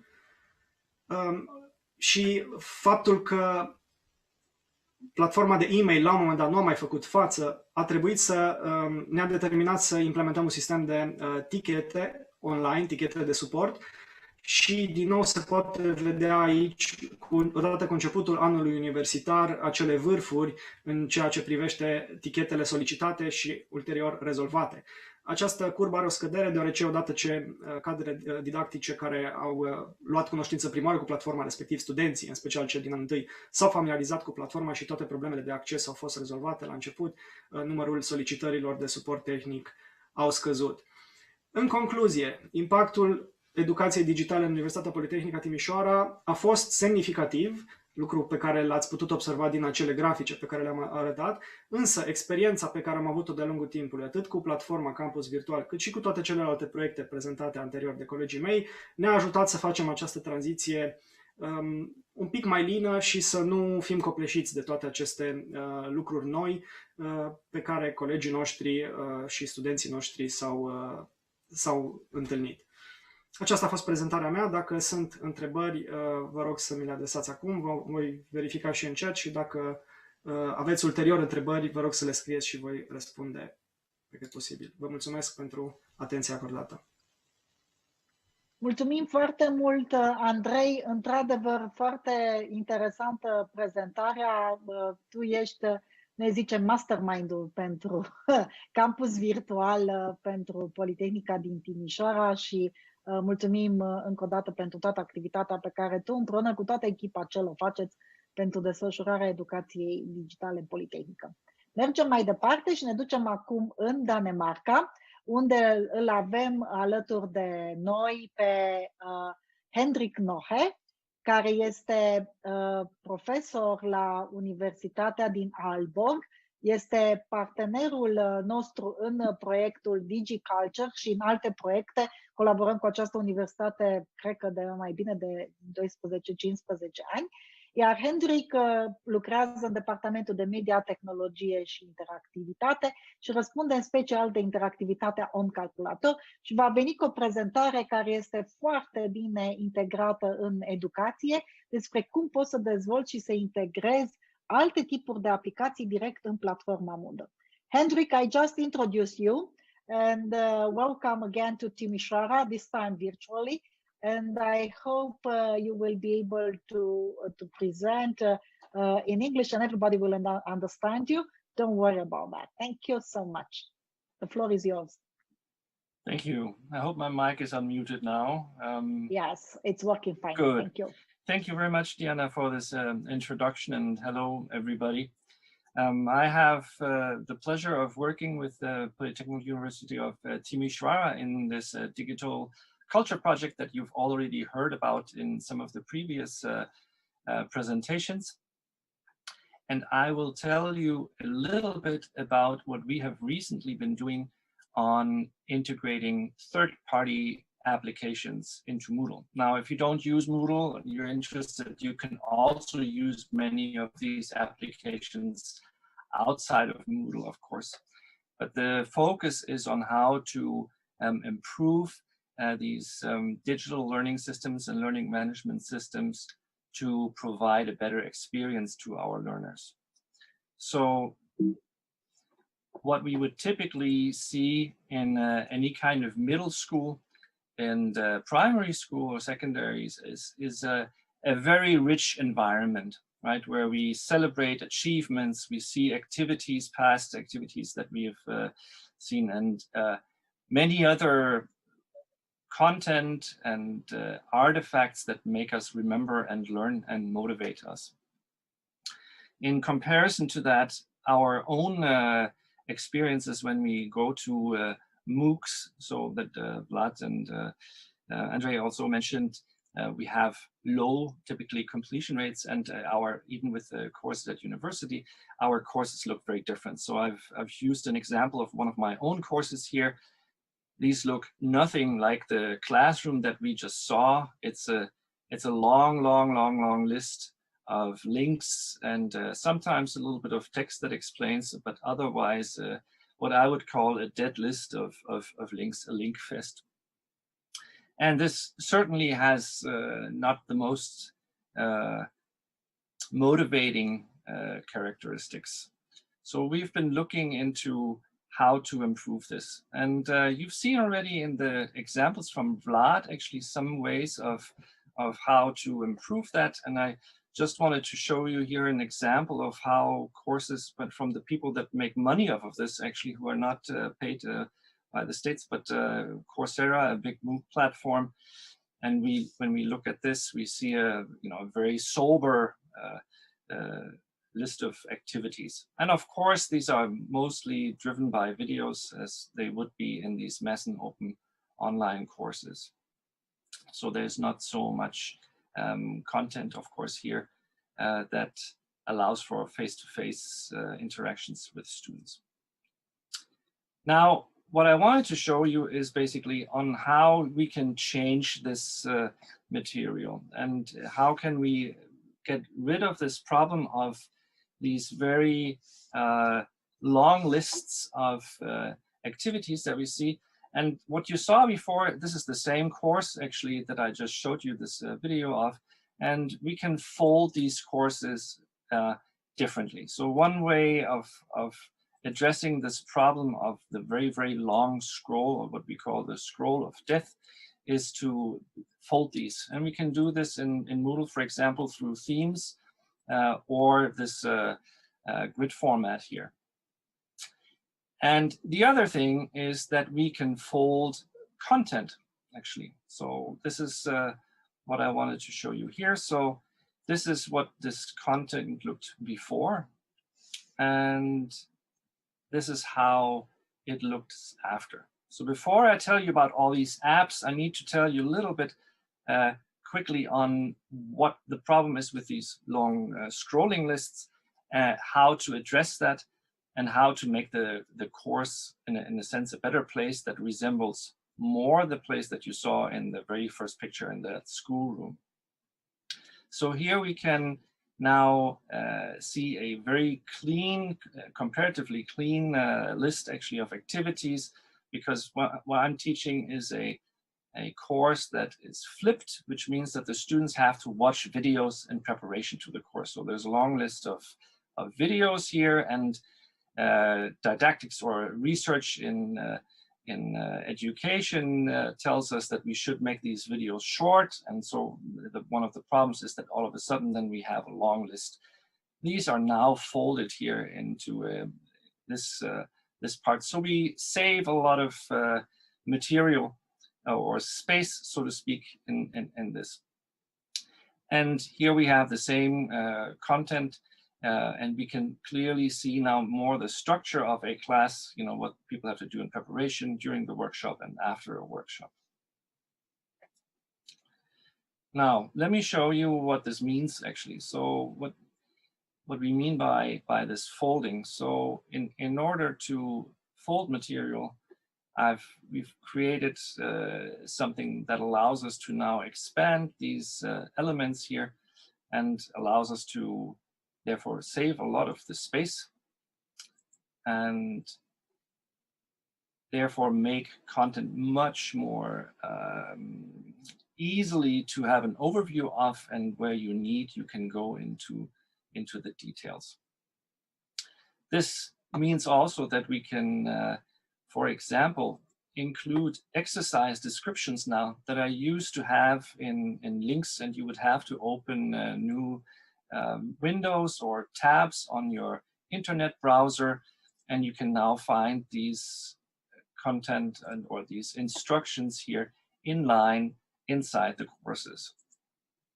So you don't have to go away. One of the big problems, of course, is that a lot of students might just be following other things on their computers. So now we can fold this away. Another thing we can provide people is we can provide resources. This is a Google Drive folder that we can share and make accessible, and that reduces the work I have to do as a teacher, that you need to update this every time you run your course again. So you can directly embed these into your courses. Now we're coming to the really interesting things, because this, what you just saw, is very typical for the kind of administrative aspects of courses that you need to do, but we can integrate other activities. And this looks now more like what you would expect from a classroom, actually. So this is from previous years run, or the course I ran this spring when everything was in Corona lockdown and we could not meet. And we used this app called Miro, for example, to do group work. And Maria, if you can share the bit.ly link, or you can use that, you can come to this board, actually interact with it, add content, and do things here. So let me try that. I should be able to do that. For example, I can add this screenshot here inside this this board and make it bigger. And then everybody can, you can have all these students join in. And one of the nice things that you now see is that, oh my goodness, there are lots of people. One of the things that what I really like about these tools is that they provide a sense of other students actually doing the work, which can be even a problem in face-to-face teaching. When you have a large class, I often have courses with 70 to 100 students. So it's very nice for them to see that actually some of the other students are also participating in these activities. And I see now that we have a lot of people joining. I have not tested the limits of Miro, but you can try and moving things around. You can try, yes, wonderful, working just as we thought. And of course, as a teacher, when you run this, you can then get a good sense of what's actually going on in your course. And as I said, you can also use this, of course, outside of Moodle. But you can now see this as a much more engaging way of looking at past work. So all of the activities you see here was actually student activities, and walked through in the workshops for discussion and their own exploration. So this gives you quite a good sense, I think, what it means to have one of these tools at your proposal. I will leave you here to play with that in the background, and I will return to this. So the question is, of course, how do you actually solve this problem technically? And the good news is all you would need to do is talk to your friendly Moodle administrator and ask them to install something called the 𝐸𝐸𝐿𝐸𝐿 filter. So it's linked from the presentation, and if you want to look it up, you can download the presentation after. I will make that accessible through Diana. And this filter basically does the work for you. So the filter allows you to embed content easily. And what that means is that if you know how to do something in Moodle, so typically when you have a section, you can add an activity or a resource here, then you would get this next step where you can add what are called activities in Moodle. In this case, it's a simple label that we use. And then you would get this editor button or editor applet. And if you expand this and you've installed this 𝐸𝐸𝐿𝐸𝐿 filter, there will be this G here. And now if you click on this G, you will then get all the templates that we included. So for example, YouTube or collapsible buttons that I've already shown you, or Miro, for example. So let's assume we want to embed Miro. Now all we need to do is to look up the ID of that Miro board. So we would get that from the URL. So this is the only time where it gets slightly technical.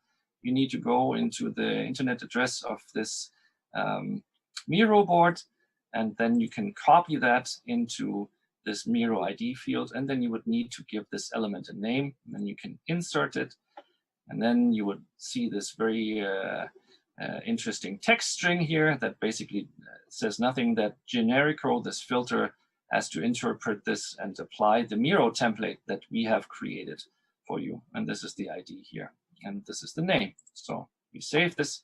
Now we have this collapsible button here with Miro. If we click on it, we can open it up, and we have this material here and ready for the students to use. So we can embed pretty much anything that provides an embed code. Many activities or third-party apps provide these embedding codes. You can often see this with this kind of icon or symbolism. And what you can do is, for example, the whole Google suite you can use. For example, you can include slides, forms, Word documents, spreadsheets. If you have fewer than 50 students, they can even collaborate in these and edit this at the same time. If they just want to view, it's unlimited. That's what we're currently doing. You're looking at actually a slideshow that I'm running from inside my Moodle, and you can have many people following this. There are other collaboration tools. Miro I showed you, but maybe you have heard of Padlet. It's another way of doing things, is basically structuring learning tasks or brainstorms. You can also use a tool like Trello, where you manage workflow and to-do lists and tasks, and many more. These are just some of our favorites that we like. You can also include commenting. In case you run a Reddit thread somewhere, you can embed that. You can embed Twitter or Yammer, a recent Microsoft addition to their product portfolio, and make it easy for people to comment inside Moodle courses. And then there are the big ones that are like learning environments that you can embed. So for example, you can include GeoGebra. So while in your course, people can do all these things here with plotting numbers and calculations, or programming and processing they can do inside the course. Or you can include GitHub if you're interested in programming and how to share code. So there are a number of third-party apps that allow you to either show content inline, for example, the one presentation that you're seeing right now, or PDFs or folders. That's what I showed you before. We have these collaboration tools from, for example, Google. You can also get it from Microsoft if you have OneDrive and your university or facility supports that. You can include that too. Commenting and then learning environment. So and this is just the tip of the iceberg, and some of the things that we found very, very helpful in lifting our courses in Moodle to the next level. And in case anybody has questions, I'd be happy to take that. If you want to tell me a little bit about which one of these tools you found most interesting or maybe exciting, you can go to this bit.ly link here, Maria, if you post that into the chat, and you can leave maybe your favorite things that you discovered. Use just a single or couple of words, and then you can contribute to this word cloud that I set up.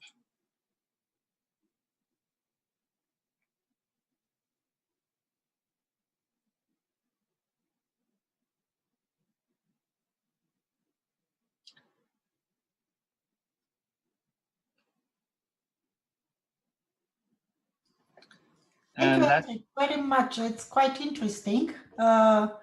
Sorry, I think I lost my sound. I'm trying to connect again with my... can you hear me now better? Good.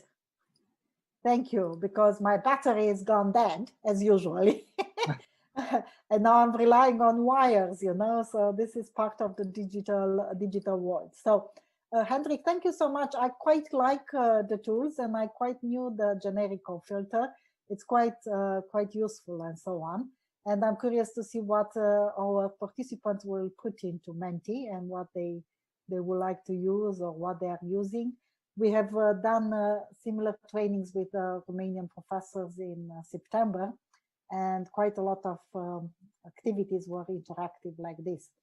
Thank you so much. You have also some questions into the chat. If you want to answer to them, that's very good. And a lot of them are congratulating you, either in Romanian, either in English. I'll try to decode the Romanian ones. I'm pretty sure. So you can answer on them directly there. And we'll keep this working. And then do you want to show it later on, or how we shall do it? I can do that, yes. Yeah. Okay, if you are still around here, because we are running pretty late now.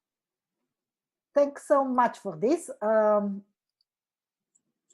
Thank you. So I'll move on, and Hendrik will still stay with us for another 10 minutes if he can, and answer the questions and so on. So now, acum am să trec din nou în română și am să vorbesc despre un proiect care nouă ne este foarte drag și foarte familiar și care a fost prezentat de câteva ori în această toamnă și care se numește proiectul Patrimoniu sub reflectoare, și am să intru direct în partea de prezentare pe care am să vă rog să o urmăriți acum. Și pentru care, numai puțin, da, să fiu sigură că totul se vede bine, și pe care acum puteți să vedeți efectiv ce înseamnă Patrimoniul sub reflectoare. Patrimoniul sub reflectoare este un proiect pe care Universitatea Politehnică din Timișoara îl desfășoară împreună cu Muzeul Național al Banatului din Timișoara și cu Asociația Timișoara 2021, parte a proiectului cultural Timișoara Capitală Europeană a Culturii, care va fi acum în 2023. Acest proiect, Patrimoniul sub reflectoare, este sub licență de Creative Commons, deci absolut toate informațiile, pozele și clipurile video pe care le găsiți le puteți reutiliza, fie cu copii în activități educaționale, fie în alte activități creative pe care le aveți cu dumneavoastră, și ele se găsesc online sau în aplicația mobilă și vom vedea în curând cum. Patrimoniul sub reflectoare este un proiect care s-a desfășurat începând cu anul trecut. Anul trecut, în noiembrie 2019, eram în Muzeul Național al Banatului, toți împreună, în jurul mesei interactive zâmbitor. Acum suntem în online și am realizat acest proiect în online. Acesta este site-ul unde regăsiți informațiile și aceasta este aplicația mobilă unde găsiți toate datele și informațiile. Ce este de fapt patrimoniul sub reflectoare? Spune multiplele povești ale Timișoarei prin intermediul tehnologiilor digitale, iar aceste povești sunt axate pe mai multe niveluri. În primul nivel este cel istoric, în care spunem istoria cartierului și a anumitor clădiri din acel cartier din Timișoara. Al doilea nivel este cel arhitectural, în care prezentăm arhitectura clădirii, dar și cu video și cu imagini, dar și cu informații. Și a treilea nivel pe care noi îl considerăm cel mai interesant este povestea comunităților, a oamenilor care au trăit în acea casă, în acea regiune, în acel cartier, indiferent că au trăit acum 200, 100, 50, 10 sau trăiesc acum. Noi construim istoria pe baza acestei istorii orale, povestite, care se regăsește în anumite cărți despre, să zicem, cartierul respectiv sau despre zona respectivă, dar și istoria trăită acum, prezentă. În fiecare an alegem un anumit simț pe care îl reprezentăm în fiecare cartier. Anul trecut pentru cartierul Iosefin a fost simțul auzului. Am mers și am povestit despre povestea spusă de dr. Valeria Pintea, care a prezentat și a spus poveștile familiei ei. Să vă rog să închideți restul microfoanelor, vă rog frumos.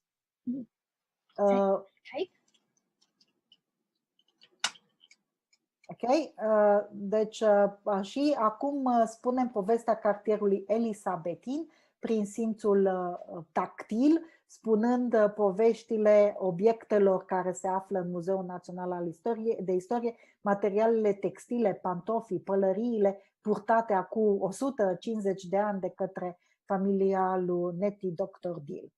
Cum se realizează ele digital? Este o poveste digitală, cum am spus, printr-un site web, printr-o aplicație mobilă, o aplicație mobilă și cu o realitate augmentată, în fața căreia dacă te duci și poți să vezi o anumită clădire, ești în Timișoara sau te uiți la poza unei clădiri, fiindcă am îmbunătățit-o și cu această facilitate, acum îți dă informații mai multe despre acea zonă sau despre acea clădire și cu o expoziție stradală care se află în 16 locații din cartierul Elisabethin în acest an, anul trecut în cartierul Iosefin. Cum am spus, anul trecut, 2019, a început de noiembrie 2019, s-a finalizat în ianuarie 2020. Expoziția a fost în cartierul Iosefin și s-a referit la Valeria Dr. Pintea. Expoziția fizică, fiindcă partea digitală continuă să existe online și o puteți regăsi oricând.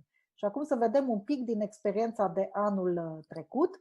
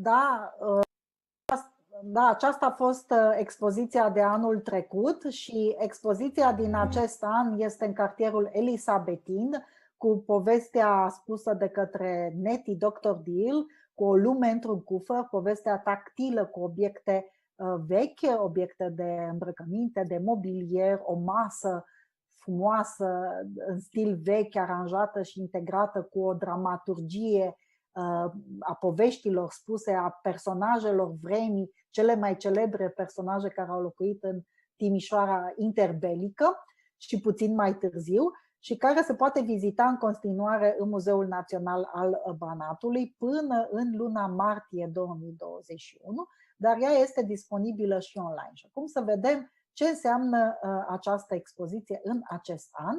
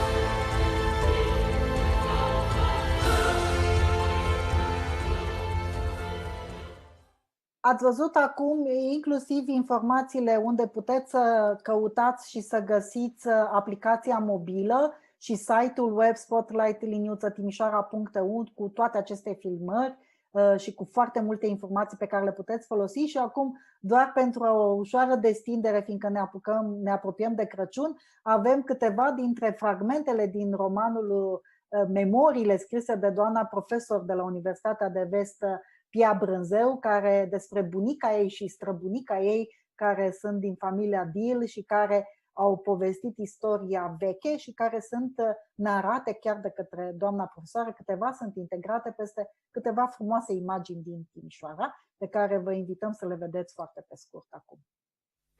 De teama invitaților comuniști, crucifixul a fost ascuns timp de câteva decenii.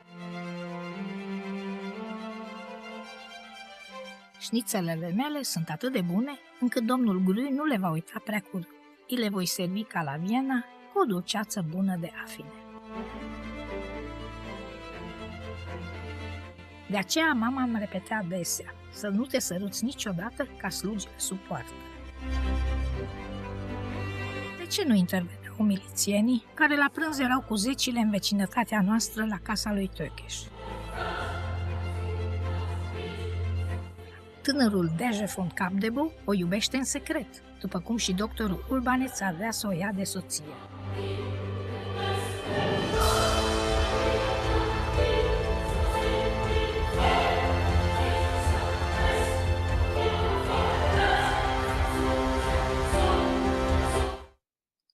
Da, acestea au fost câteva dintre poveștile din Spotlight Heritage Timișoara, pe care le puteți găsi și online. N-am să mai arăt site-ul pentru că el este foarte familiar. După cum ați văzut, chiar și o scurtă intervenție. Avem și povești despre Revoluția din Timișoara de acum 31 de ani. Astăzi este 16 decembrie și nu putem să nu ne amintim cu toții, cei care am trăit atunci și cei care nu am trăit, să povestim despre ce a fost în decembrie 89 la Timișoara. Mâine e o zi neagră, urmează 2 zile, 3 zile negre de doliu întotdeauna în Timișoara pentru martirii care au murit în Revoluția 1989. Am să îl rog acum pe Hendrik, dacă mai este, să ne arate partea de Menti pe care a realizat-o. Hendrik, are you still there? Can you show us the Menti bit, which are the results or not? Just a second. Okay, you need to open your camera. If not, I can't spot you.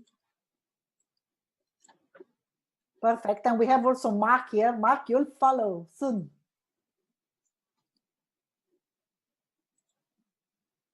So let's see.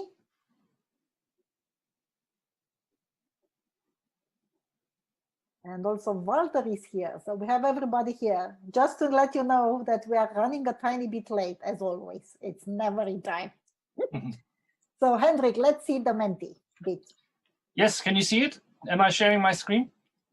Yes, Here we you're go. sharing your screen, yes. Here it is. So Padlet is one of the popular winners. Cadrul we've also looked into, yes. And 𝐸𝐻𝐭, Miro, and then lots of positive feedback. Thank you very much. I'm learning my Romanian now. Mulțumim. Yes, mulțumim organizatorilor. Noi vă mulțumim tuturor că ați venit și că ați participat și felicitări și bineînțeles că suntem minunați. Noi credem doar că ne facem datoria și cumva suntem chiar de-a binelea recunoscători că putem să facem și că tot ceea ce am acumulat în 25 de ani de muncă pentru cei mai mulți dintre noi se poate fructifica cu succes acum. I just had them a small thank you note in Romanian, Hendrik. Thank you very much also for the questions that I found very interesting. Some very good ideas, actually. I'm so glad about this. So thanks a lot. Let's move on. Thanks a lot, Hendrik, for coming live from Denmark. And now we are going, now we are going to United States, and we are going to Bentley University, where is my colleague and my dear friend Mark Friedenberg, very nearby Boston, in fact in Waltham, one of the suburbs of Boston. So it's morning for you, Mark. Thank you very much for coming to present your 10-year project with a sandbox, an amazing lab which you created in Bentley University, and maybe also to talk a tiny bit about the project which we both run for 12 years now. Unbelievable, the TalkTech project, where we put students to jointly work together. I'll only mention something in Romanian, if you allow me, Mark. I know. Deci, colegul meu, Mark Freidenberg, de la Universitatea Bentley din Boston, din Statele Unite, cu care lucrez de 12 ani într-un proiect care se numește TalkTech, în care studenți români cu studenți americani creează materiale. Inițial au fost simple site-uri web, după aceea am trecut la aplicații, acum dezvoltă de aproape 4 ani de zile aplicații de realitate augmentată și realitate virtuală, în care spun poveștile din Timișoara și din Statele Unite împreună într-un proiect care durează 8 săptămâni, în care ei trebuie să lucreze colaborativ și de fapt devenind studenți co-creatori. Mark, the floor is yours now. Thank you, and good morning or good afternoon, everybody. I hope you can hear me reasonably well. Let me share this. Okay, great. Let me share the screen and we'll talk for a bit. I don't have the slides, but I have things to show you and tell you a little about what I've been doing. So first of all, can you see this? You are sharing the screen with your assignment instructions. I don't think you want us to see. I don't think what you are doing with. I don't want you to grade that one. We'll try again. Those are your subjects probably for tomorrow exam. So that's a good tip for your students if they're following you now. Okay, we'll try this one. Is that better? Let's see. You see a globe? This is, yes, we see a globe. That's better. Okay, so I just wanted to tell you a little bit about where we are. Bentley is a business university outside of Boston. And I guess you're somewhere over here somewhere. And Bentley is a business university just outside of Boston, where I've been teaching, and so we're over here. That's better. We even have our own pin on Google Maps, which is kind of nice. The project I want to talk to you about is the assignment that I've had at the university for the past 10 years, which was to reinvent what a student-centered learning lab would look like. We had a prior tutoring center and learning center, which was in need of a reboot. And so in 2010, spring of 2011, my former department chair came in and said to me, "Mark, we want you to run the CIS lab next year." And I said, "No." And then he asked me again the next day, and I said, "No." And then finally I said, "Okay, but I don't want that job. I would like a different job instead." And so I rebranded this lab as the CIS Sandbox in 2011. And so this is the beginning of our 10th year. I can pop the link into chat if you want to look at the website for us. And it'll probably go down because we're not used to having so many people on it, but you never know. So you can visit us at, actually, Diana, can you do it? It's cissandbox.com. Yeah, I'll put it in the chat. Thanks. I have 3 screens in front of me, and it's hard for me to navigate all of them at the moment. So what I wanted to do is tell you a little about how we've adapted a 21st century learning center, and then show you a bit about some of the projects our students are doing, and also talk a little bit about how we've adapted to the pandemic, because teaching and learning in the age of the pandemic has changed as well. So this is what you see when you first walk into the room. You can see behind the little logo here, there's a screen where in normal circumstances, people would come in and swipe in so we would know that they're there. And then they would go in and sit at one of these tables and do some work with their colleagues or with their fellow students. We had a big piece of our website is student-based presentations, and there's a schedule showing when people work by the day or by the week. And then there's a page which shows all the tutors who work with us as well. And we like to use new technology in our area. The Computer we like Information here's a quick guided tour of what our center looks like. This was taken this fall when we needed to begin to do social distancing. In this lab, so you can see you'll find undergraduate how people get tutors together to help you with for any coding technology-related coursework, either in person or online. Spring But before that's only distancing. part of the But we wanted to CIS show that Sandbox it's actually possible to experience. collaborate It's also and home work to together some of the most in a innovative space equipment on campus, including virtual reality and you can see we're using Amazon virtual Alexa reality headsets and and Google Google Android Homes tablets, and Alexas Windows and Mac other computers, gadgets, all because ready one to of the things that I explore realized and off the experiment bat, with. right off the bat At any was point in if the we didn't have school year, devices you'll for find students students to play coding with, apps, attending online our best classes, students would or never just go there. hanging out with other It would only students be a passionate about learning center for technology. students who need The help. CIS And I really wanted to Sandbox engage also all plugs you students and into a create this network of online alumni and learning industry community leaders at established and emerging tech throughout what we companies. do. Students take the So let me take a minute and show you a short video about, this is about 4 minutes, and it is a video that we put together to commemorate 10 years of our Learning Center that opened in fall of 2010. Can you hear the audio of the video? Sorry? Can you hear the audio from the video? Just a tiny bit. Okay, let me see if I can make it louder. Not yet.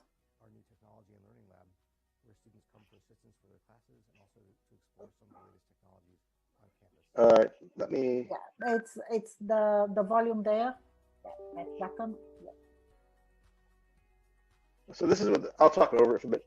This is what the space looked like when we began. It was a dark, quiet space which we had repainted and repurposed. You can see the before and the after photos at the top and on the bottom of the screen. We were then part of the school newspaper cover opening, and students talked about the idea of collaboration and using these. At the time, these collaboration tables were brand new. Instead of having students sit at tables facing the walls, to have students sit at tables facing each other was a brand new thing for us. So that we showed that and how that allowed students to actually work together on projects. We talked about tutoring, and this was taken in, and how students actually come together for tutoring with some of the best tutors on campus. And so these are some students talking about their experience. One of my favorite moments here is when I help students with their Excel assignment, and they spend a long time with that. And Jerry, who graduated about 3 or 4 years ago, said that he really appreciated the opportunity to be able to add value to a student's experiences by being able to help them work with their homework and with their assignments. And that was a big piece of his work. Brandon gave us a quick tour of the facility, again, showing what it used to look like back in the good old days when people actually sit together. We would have presentations from companies coming in. Students would be working on some of the latest technologies like Google Glass, or here they built a video wall. Here there's a robotic head that when you swipe your ID card, some students wrote an application that you swipe your ID card in and the robot lights up and then will announce the student's name after it reads it in from the ID card. Then we got a bit retrospective and showed all of the students who worked with us over the past 10 years in our little family album here.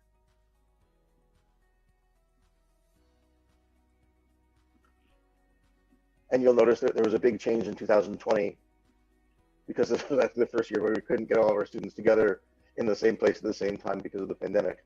One of the big things that students did to enable tutoring and learning throughout the past 10 years is creating videos.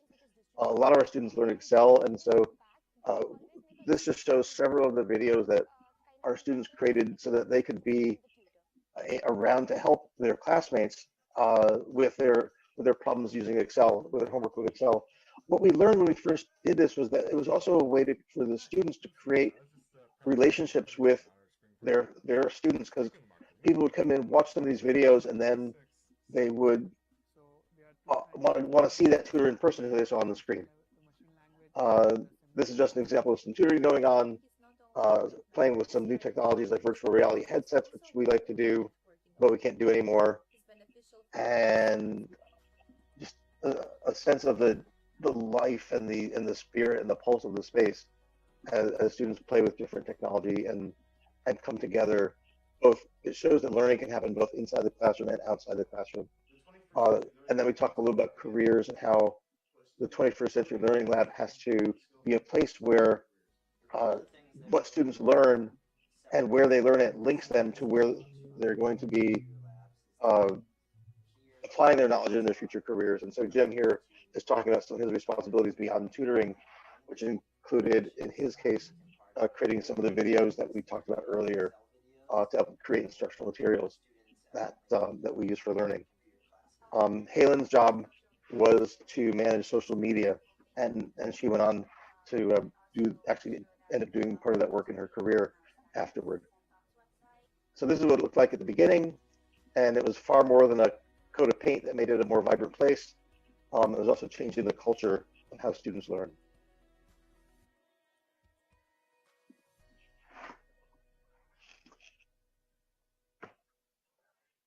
And you can watch that, and all of the videos from our open house presentation are online.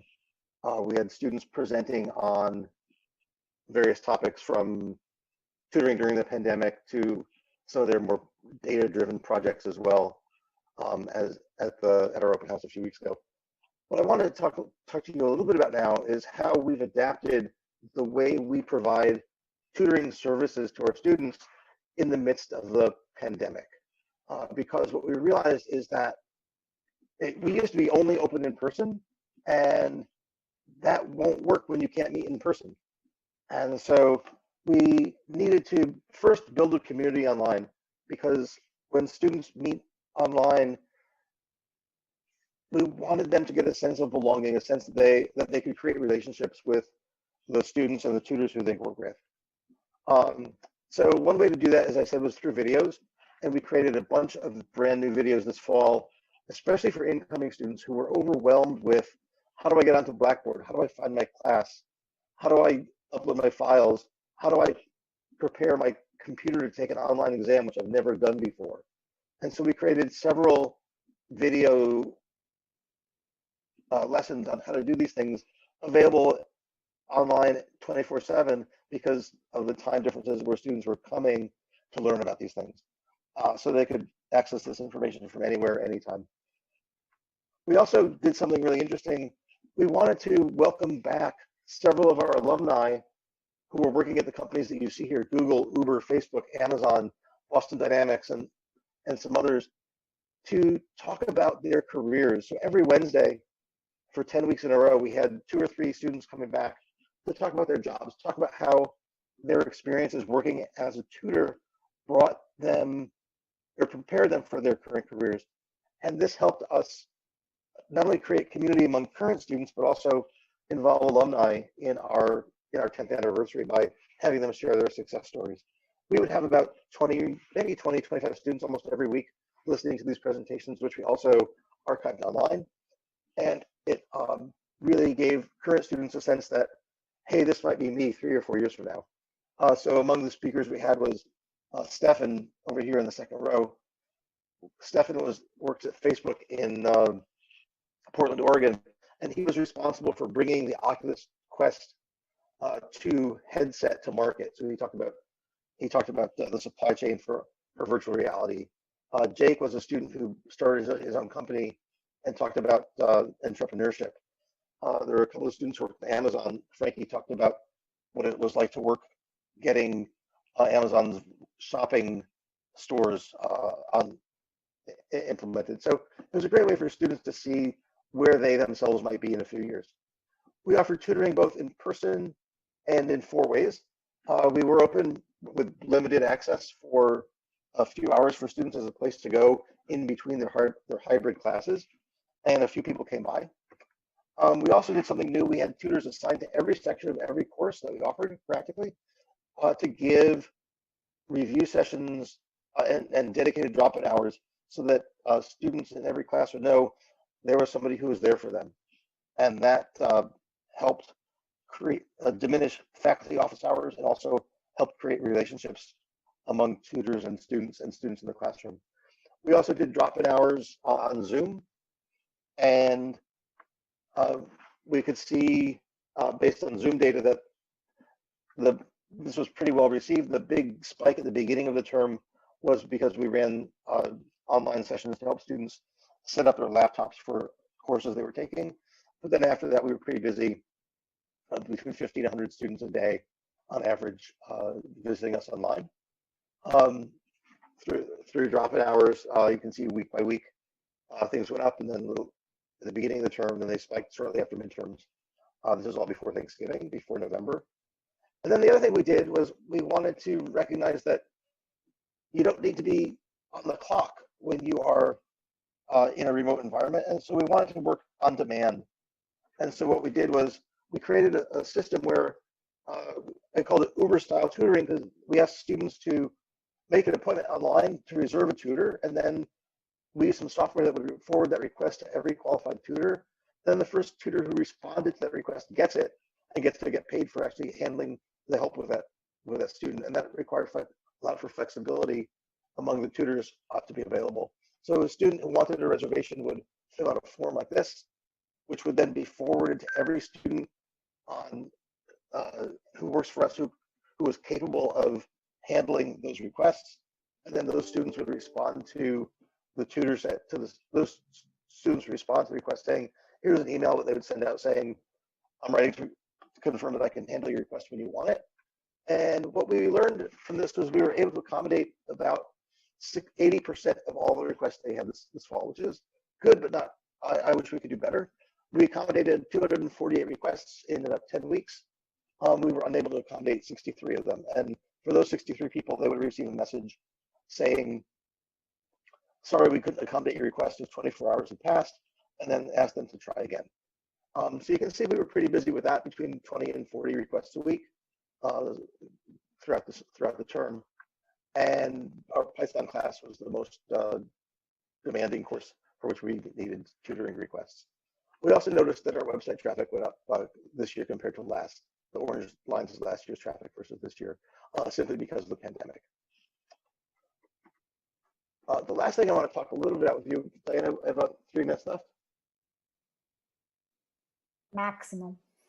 Okay, is a project that Diana and I have been working on for the past several years, which is our Talk Tech project, in which my students and Diana's students work together to create virtual reality scenes. This year we couldn't send them out anywhere, so we had them take street view images from Google or make their own background scenes that showed information about companies that they were learning about. So in this case, these two people are standing on the bridge not far from you in Timișoara and talking about Uber, and then here comes the Uber ride taxi for the guy to get into the cab and take the fastest taxi ride to Boston that's possible.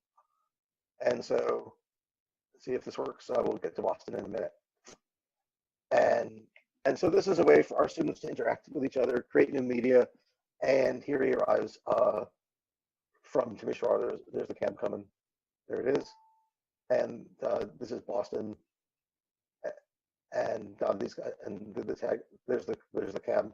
And our friend arrived safely from your part of the world. And so this is a way for us to create storytelling. Oops, the car is driving with the door open. I didn't notice that yesterday. Did you notice that? They didn't close the door when they got out of the car. So these are some examples of the kinds of things that we try to do to encourage learning both in the classroom and outside of the classroom at Bentley. And I'll take a question if there are any. Thank you so much for this. This is really very interesting and showcasing a lot of work which you have done in the last 10 years and the 12 years which we were working together. If you can look in the camera, will be lovely, so we can take a photo. This is the screen. Perfect. Thank you. I wanted You're to welcome. have a photo. I wanted to have a photo with you, even Okay. if it's virtually this time. So You got it, because you're on my screen over there, but my camera's over here. So I know. I also work with 2 screens, and it's very confusing sometimes. You have, Okay. have some questions, I think, in the Q&A. They are in Romanian. I can read this. Yeah, okay, and you can try But to I can't answer. answer. Please go ahead. Yeah, you can answer very briefly to it. How we can do similar virtual tours for other cities or something like that. I think it refers also to the Spotlight Heritage project, but a lot of the projects which were done with the students were included in the Spotlight Heritage. Deci, de fapt, multe dintre proiectele care le-am făcut cu Marc cu studenții, în care am arătat în aplicația de realitate virtuală 𝐸𝐽 locuri din Timișoara și mici ghiduri virtuale, le-am inclus după aceea în proiectul Spotlight Heritage. Deci se pot face lucruri foarte frumoase cu unelte foarte simple. Mark, thank you so much. I know you need to go teaching and it's also a holiday celebration for you. And all the best to you. And see you Thank soon. you. I will listen for a bit longer and I wish you all a good day.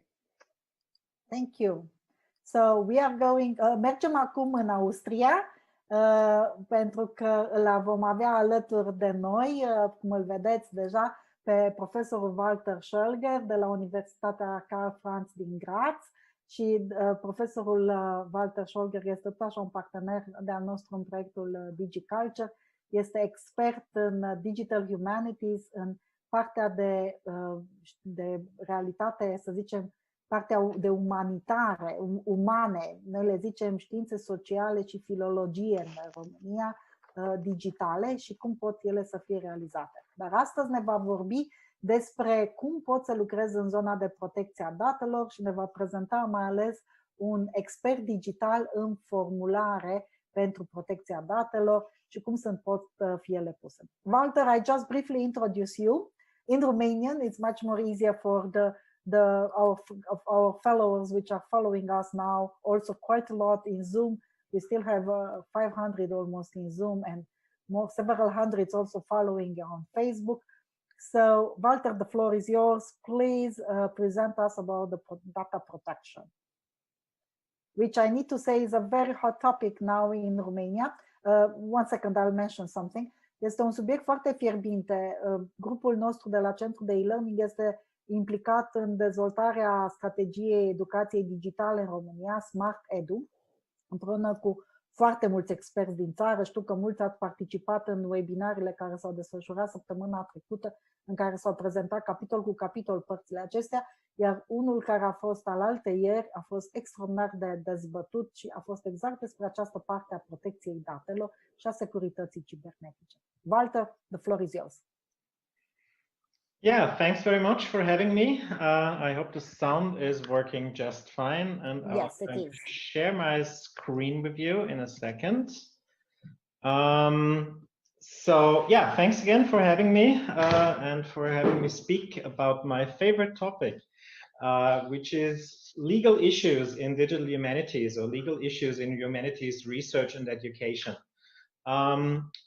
At the very base of the whole thing, of the problem really is, at least in many universities, that there are legal departments, of course, there are also research data management departments, but there are very few actual guidelines or assistance schemes for individual lecturers, for individual researchers to deal with legal aspects of our work, like copyright, and also like data protection. And data protection, of course, is something that I want to talk about today, and about the DARIA EU Elder Consent Form wizard. You can see various logos on this slide. One of them, the Digital Culture Project, which I'm very proud to be part of, and which will also feature some information on the GDPR, obviously, and about the tool that I'm going to show you in the next couple of minutes. So it's also featured in that DigiCulture MOOC, and you're very welcome to try it out there. It will be ready, I guess, at the beginning of next week. So consider it a Christmas present, kind of, that you can play around with. Now, this wizard, as we call it, has been developed inside DARIA EU. DARIA EU is an infrastructure project, a research infrastructure funded by the European Union, dealing with digital arts and humanities. In this digital research infrastructure, there are a couple of working groups dealing with various topics, and one of them is ELDA, which is short for Ethics and Legality in Digital Arts and Humanities. And that's the working group where we try to, as it says here on the slide, where we try to address needs of the DH research and education community regarding legal issues, also research ethics, which is also an important topic, of course.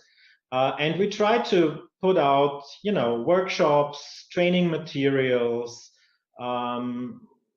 guidelines for, on one hand, intellectual property rights and licensing, because that's a very hot topic, also in the production of, for example, open educational resources, but also data protection and privacy, which very much ties into research ethics, because there are certain legal requirements that you have to take care of if you're working with people and with living persons and their data.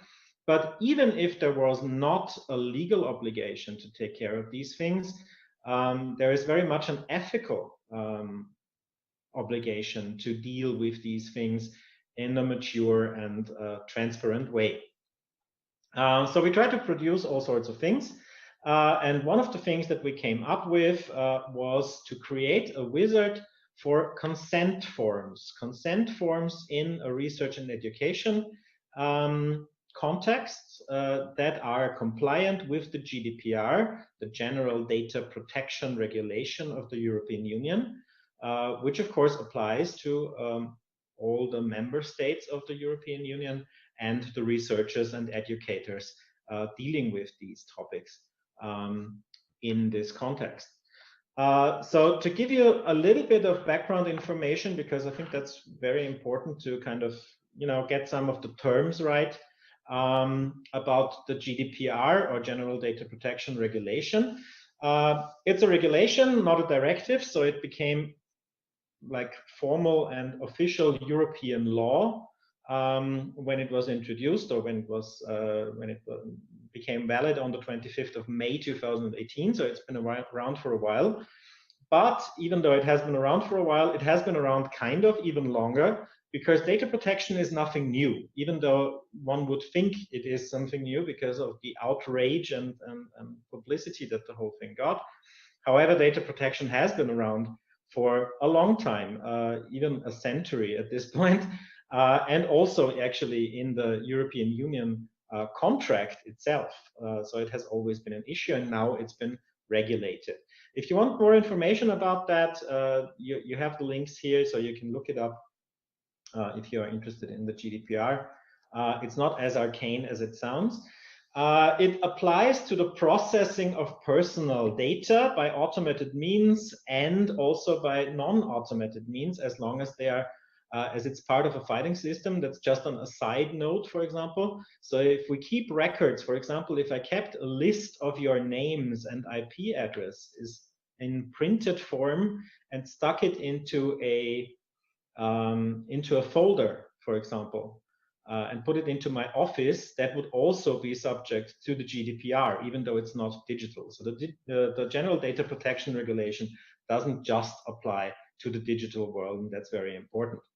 What it also doesn't apply to is dead people, because it's basically by the definition of the GDPR, personal data only applies to living people.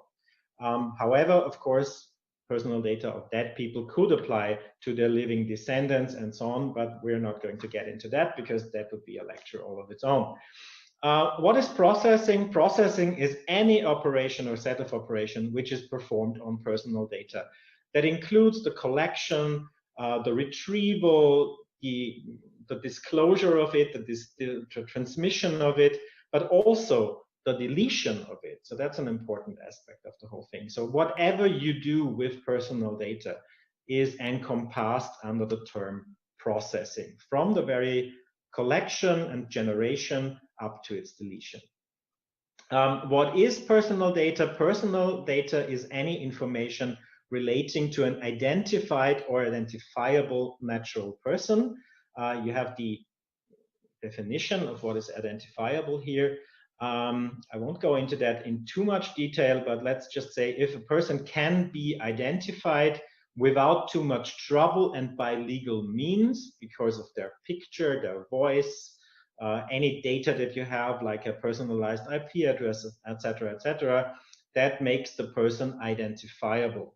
If the person is already identified by having a name tag or whatever, of course it also applies. What is very important in this context, especially for research purposes, is if you use anonymized data, so data that is no longer traceable to an identifiable person, it is not subject by the GDPR, and that's a very important distinction. So anonymization is not subject to the GDPR. The GDPR defines 7 principles of data processing that we have to take care of if we process personal data in any context.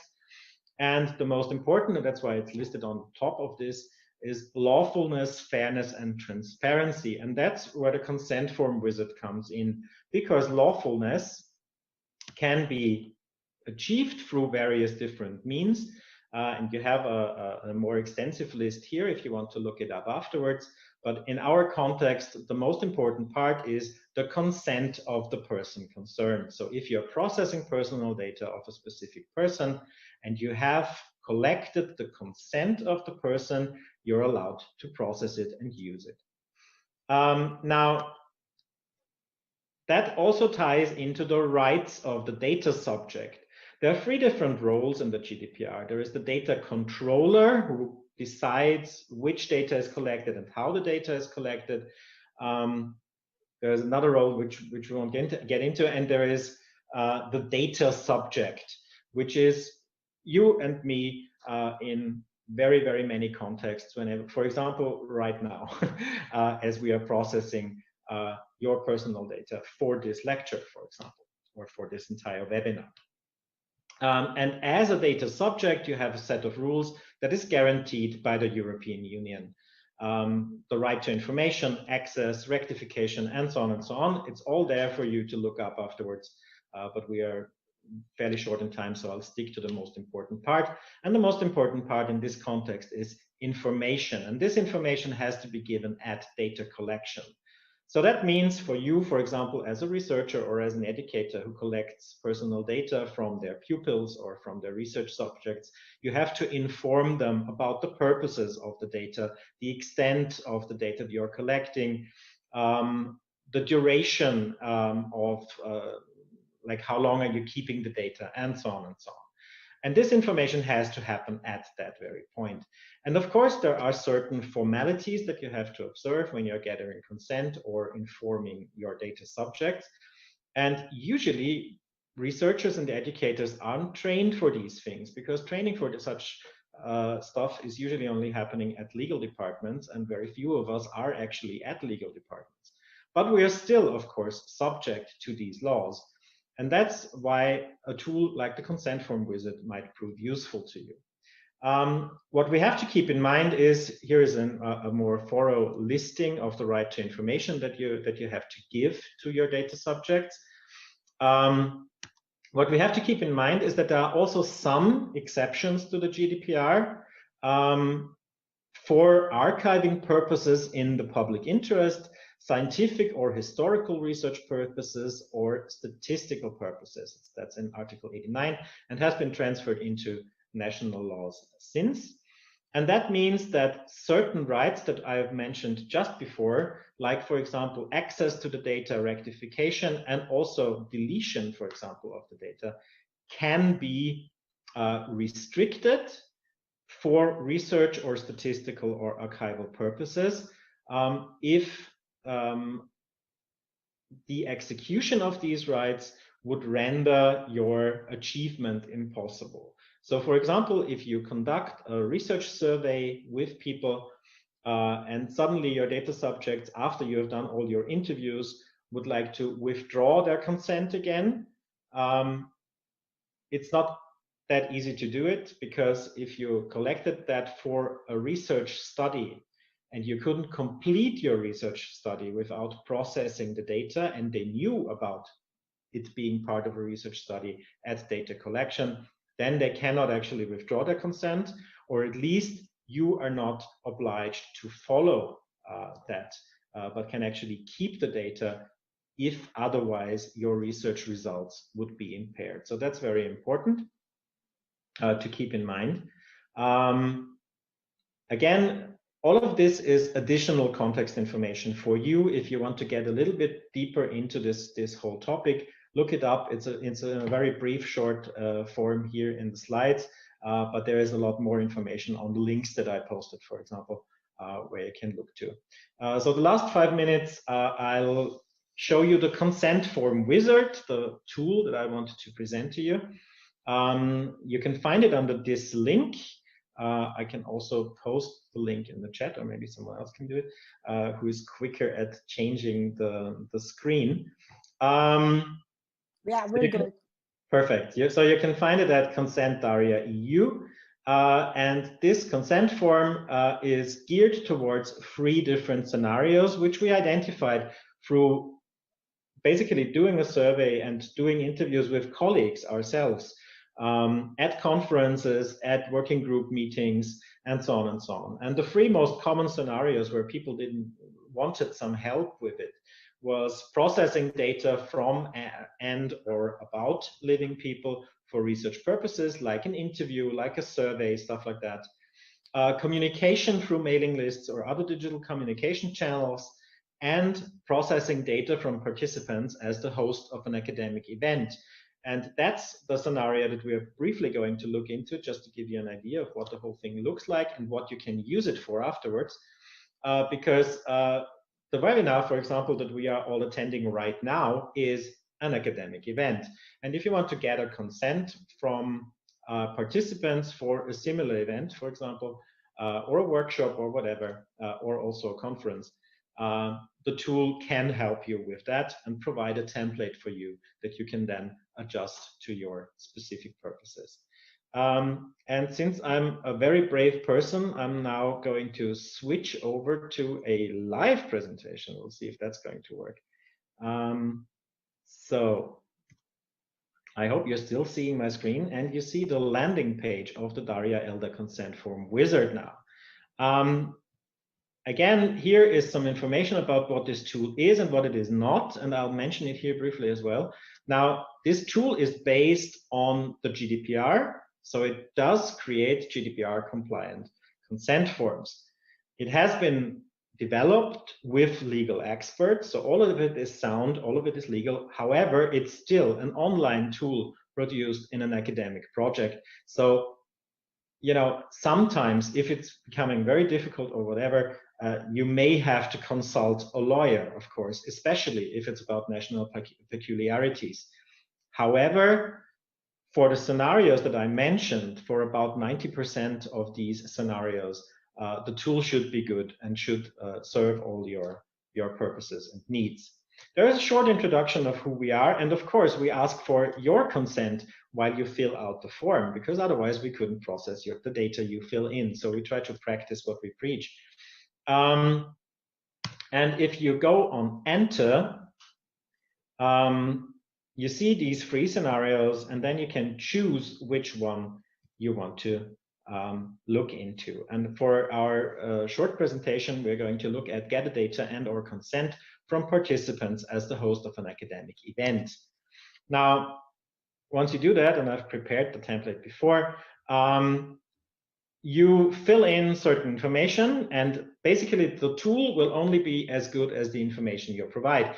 If you choose not to be honest when you fill out the tool, you shouldn't expect to get, you know, a useful result. But the better the data is that you put in, the better will it suit your needs when the template is created.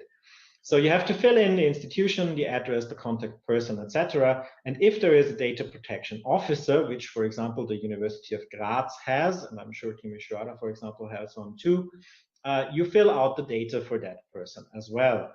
Then the whole thing becomes a very interactive form. So basically, we ask you questions, and as you answer these questions, additional questions will be generated based on the answers that you give. So for example, if you need the data for the organization and management of the event, the organization of related events, and for example, about, you also want to promote and document the event, for example. Let's stick with these 3 scenarios for the time being. And the event is whatever, a school, just for purposes of going through the tool. Now the next question is, what information are you collecting from your participants and how long are you going to keep it? You will certainly collect the name and the surname, and then you can decide for yourself how long you want to keep it or how long you need to keep it. The form also helps you to get a grip of basically the necessities and the planning stages of these events as well, not just the legal issues, but it kind of forces you to structure your event and the data you need in order to address that structure. And if you want to be safe, for example, you can always say as long as necessary to achieve the purpose, which for this particular purpose that we defined here would be as long as you need for the management of the event, for example, and then you would have to delete it. If you, for example, also collect the email address and you promise that you're going to delete it after 1 year, you can put that in as well, and it will be then later given to your consent form. The most important question is, will you share the data? And that's an important question because sometimes you may think that you're not sharing the data, but if you give it, for example, to your press agency at your local university, then you are actually sharing the data, because then you as the organizer are filling out this consent form, but then you're sharing it with other colleagues at your university. So we will say yes, but for simplicity's sake, we will say that we only share it with colleagues at our own research institution, because then we don't have to fill out anything extra. If, for example, I was also organizing the school and then sharing the data with Diana, we would say colleagues at another research institution, and then I'll keep it brief now. We would type in Timișoara and we would choose the country, because obviously in which country you are distributing the data is very important. And there are only the European Economic Area countries and these countries that are listed here which provide adequate safety measures for data to be transferred if you still want to stick with the GDPR.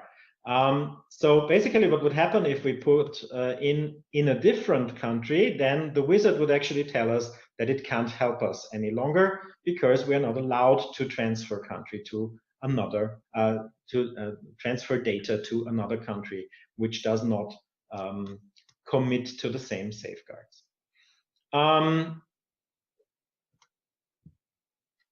We will continue here. Because I want to just show you what the whole thing looks like. You get a summary. If you find out that you've probably forgotten something, you can edit it again. That's a very, it doesn't really look nice, but it's actually just an intermediary stage. And if you then go to finish, you will get this output, which is a full information on the data processing that you intend to do, and a declaration of consent for your data subjects to sign. And you can take this text and then put it onto a web form. You can also print it, put it on an analog thing, add your own logos or institutional contact data to it, etc., etc. So that's what we set out to do. We want to give you a GDPR compliant information form, but also consent form that you can then adjust and adapt to your own purposes and use in the context that you require it to use. So I hope you will find the tool useful. If you find any bugs or if you have any suggestions where things get too difficult, where you would require more information, we can still work on the project, and we are very, very grateful for any feedback that we get about it. Just as an additional information, for now, the data is only there in English, but we are currently working on translations into various European languages. So far, we haven't found someone for Romanian yet. So if you're volunteering, please let me know. And yeah, we hope to have this whole thing as a multilingual tool before too long. And hopefully it will be useful in your context as well. Thanks for your attention. Bye.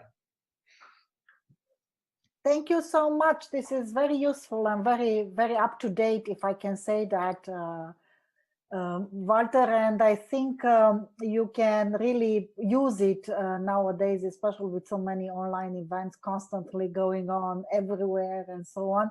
We also use it. We have a Romanian company which I was thinking of in fact putting you in contact with, which is called 123 Form Builder. There are some former students of ours, and they are very famous now for form building and so on, and have offices in Germany and in the United States. And they might be much more keen on doing this because they are quite well known and well used now in Timișoara. Fortunately, I don't know why I keep losing parts of my body in this image. I'm so sorry for this. I don't know what's happening now today with my camera. I also have hair, so don't worry about it. Îmi cer scuze, trec pe românește, dispar bucăți din corpul meu, asta spuneam acum. Camera mea, nu știu ce are astăzi, nu merge foarte bine. Vreau să arăt că am și păr, totuși, să nu înghiciți că n-am păr. Walter, you have some questions in the Q&A. They also want the presentation and they would like to have it in Romanian, so we'll try to see how we are doing with that. And thank you so much for this. I know it's getting late also for you. They've been really doing very well. And a lot of congratulations in the chat also for you and in Q&A. Thank you. So you can have a look there. And we posted all the information which from the website and so on. Perfect. Mă bucur foarte mult acum să trecem în continuare la prietena și colega mea, Carmen Holotescu, profesor Carmen Holotescu la Universitatea 𝐸𝐤𝐻𝐢𝐿𝐵𝐻 din Timișoara, care este un expert în educație deschisă, în resurse educaționale deschise și mai recent și în blockchain. Carmen, te rog să vorbești astăzi, prezentarea ta va fi focalizată puternic despre certificarea competențelor în blockchain. Putem să spunem că și partea de open badges, de certificate digitale pe care noi le liberăm, sunt de fapt primul nivel din acest part de microcertificate și de informații care pot să fie transmise complet criptat, primul pas din blockchain. Carmen, te rog. Așa este. Bună seara tuturor. Mulțumesc foarte mult pentru invitație. Este, cred că, al treilea workshop la care particip din seria atât de valoroasă pe care o organizați, Diana, și mă bucur că este așa. O să încerc să prezint totul în câteva minute, pentru că este târziu și ne bucurăm să fim așa de mulți împreună. Te rog să-mi spui, Diana, dacă se vede bine prezentarea mea. Se vede și se aude bine. Da, perfect, mulțumesc. Deci, totul a fost astăzi despre competențe dobândite formal și informal, prezentarea dinainte despre siguranța datelor. Ceea ce vreau să vă prezint se conectează cu aceste lucruri, în sensul de a vedea noi strategii legate de deschiderea și de siguranța și de continuitatea educației în Europa, să vedem cum tehnologia blockchain, tehnologia siguranței, trust technology vine în sprijinul acestor strategii, să vedem niște proiecte existente și cum România, iată, este pionieră chiar în a adopta aceste strategii și aceste tehnologii. Aici am citat dintr-o întâlnire recentă a unui proiect european, Dell for All se numește, am pus linkul jos. Vă sfătuiesc să intrați pe acest proiect. Sunt și niște studii referitoare la digitalizarea educației și putem să aducem informații din România.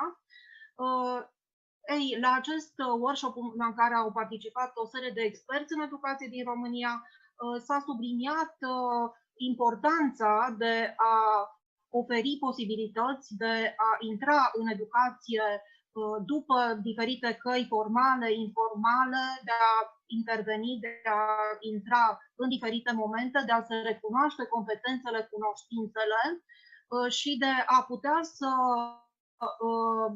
realizeze o scurtare a timpului și a birocrației în sensul de a face dovada competențelor și cunoștințelor pentru continuarea studiilor în diferite instituții de învățământ europene și, de asemenea, pentru angajare. Și atunci aici a intervenit ceea ce se numește diplome în formă digitalizată, de asemenea microcredite, microcredențiale, în sensul de a avea posibilitatea de a certifica ceea ce se dobândește pe căi formale, informale, prin participarea la cursuri, la mini-cursuri, la alte instituții de învățământ sau la modalități informale de învățare. Și până în anul 2022, vedeți că partea aceasta de credențiale digitalizate trebuie să intre în politicile statelor membre. În urmă cu 2 zile s-a publicat politica europeană legată de microcredențiale, care vedeți că se referă la posibilitatea aceasta de a învăța flexibil și de a putea să se includă în parcursul formal de învățare cele dobândite pe astfel de căi. De ce ne ajută blockchain-ul, tehnologia apărută în urmă cu 12 ani, să certificăm aceste competențe și cunoștințe dobândite formal, informal, recunoscute prin diplome, prin microcredențiale? De ce? Pentru că blockchain-ul are o serie de proprietăți care se referă la a fi în posesorul datelor pe care le stochez pe blockchain, a da siguranță, transparență. Datele odată scrise pe blockchain nu pot să fie modificate. Se face o conectare directă între 2 entități fără să fie nevoie de o a 3-a entitate care să vină cu o autoritate. Și de asemenea încurajează colaborarea. Blockchain-ul, după cum știți, vine cu deosebit de multe utilizări și înseamnă inovație în foarte, foarte multe domenii, printre care deci și educația. Blockchain-ul este privit ca și o tehnologie strategică în Europa, este una din tehnologiile Revoluției Industriale 4. Sunt foarte multe fonduri care sunt alocate acestui domeniu și sunt 2 piloni pentru Europa în aceste strategii, și anume observatorul de blockchain, lansat acum 2 ani, are grupuri de lucru care vin cu anumite rapoarte referitoare la ceea ce există, dar și cu croirea de strategii comune pentru toate statele membre pentru viitor. În prima derulare a acestui observator, pentru că se face înnoirea din 2 în 2 ani, au fost 2 români, Irina Albița și Vlad Zamfir. Și de asemenea există parteneriatul de blockchain, din care fac parte 29 de țări, printre care și România. De asemenea, Parlamentul European, în urmă cu 2 ani, a arătat importanța acestei tehnologii și a venit cu recomandarea ca statele membre să-și adapteze curicula astfel încât acest subiect să intre în cursurile nu doar academice, ci pot să fie și la nivel preuniversitar și, bineînțeles, pentru pregătirea continuă. Cel mai important proiect al parteneriatului pentru blockchain este construirea infrastructurii de blockchain, o infrastructură care a început să fie implementată anul trecut. Are până acum 7 studii de caz care sunt implementate, printre care identitatea fiecărui european, nu doar ca persoană, ci și ca și entitate juridică. Se apreciază că într-un an, 2 toți vom avea astfel de identități pe blockchain, partea de notarizare, dar ce este important pentru noi, partea de diplome. Deci pe această infrastructură europeană, universitățile din statele membre pot să își stocheze diplomele, făcând apel la API-ul care este pus la dispoziție de această infrastructură.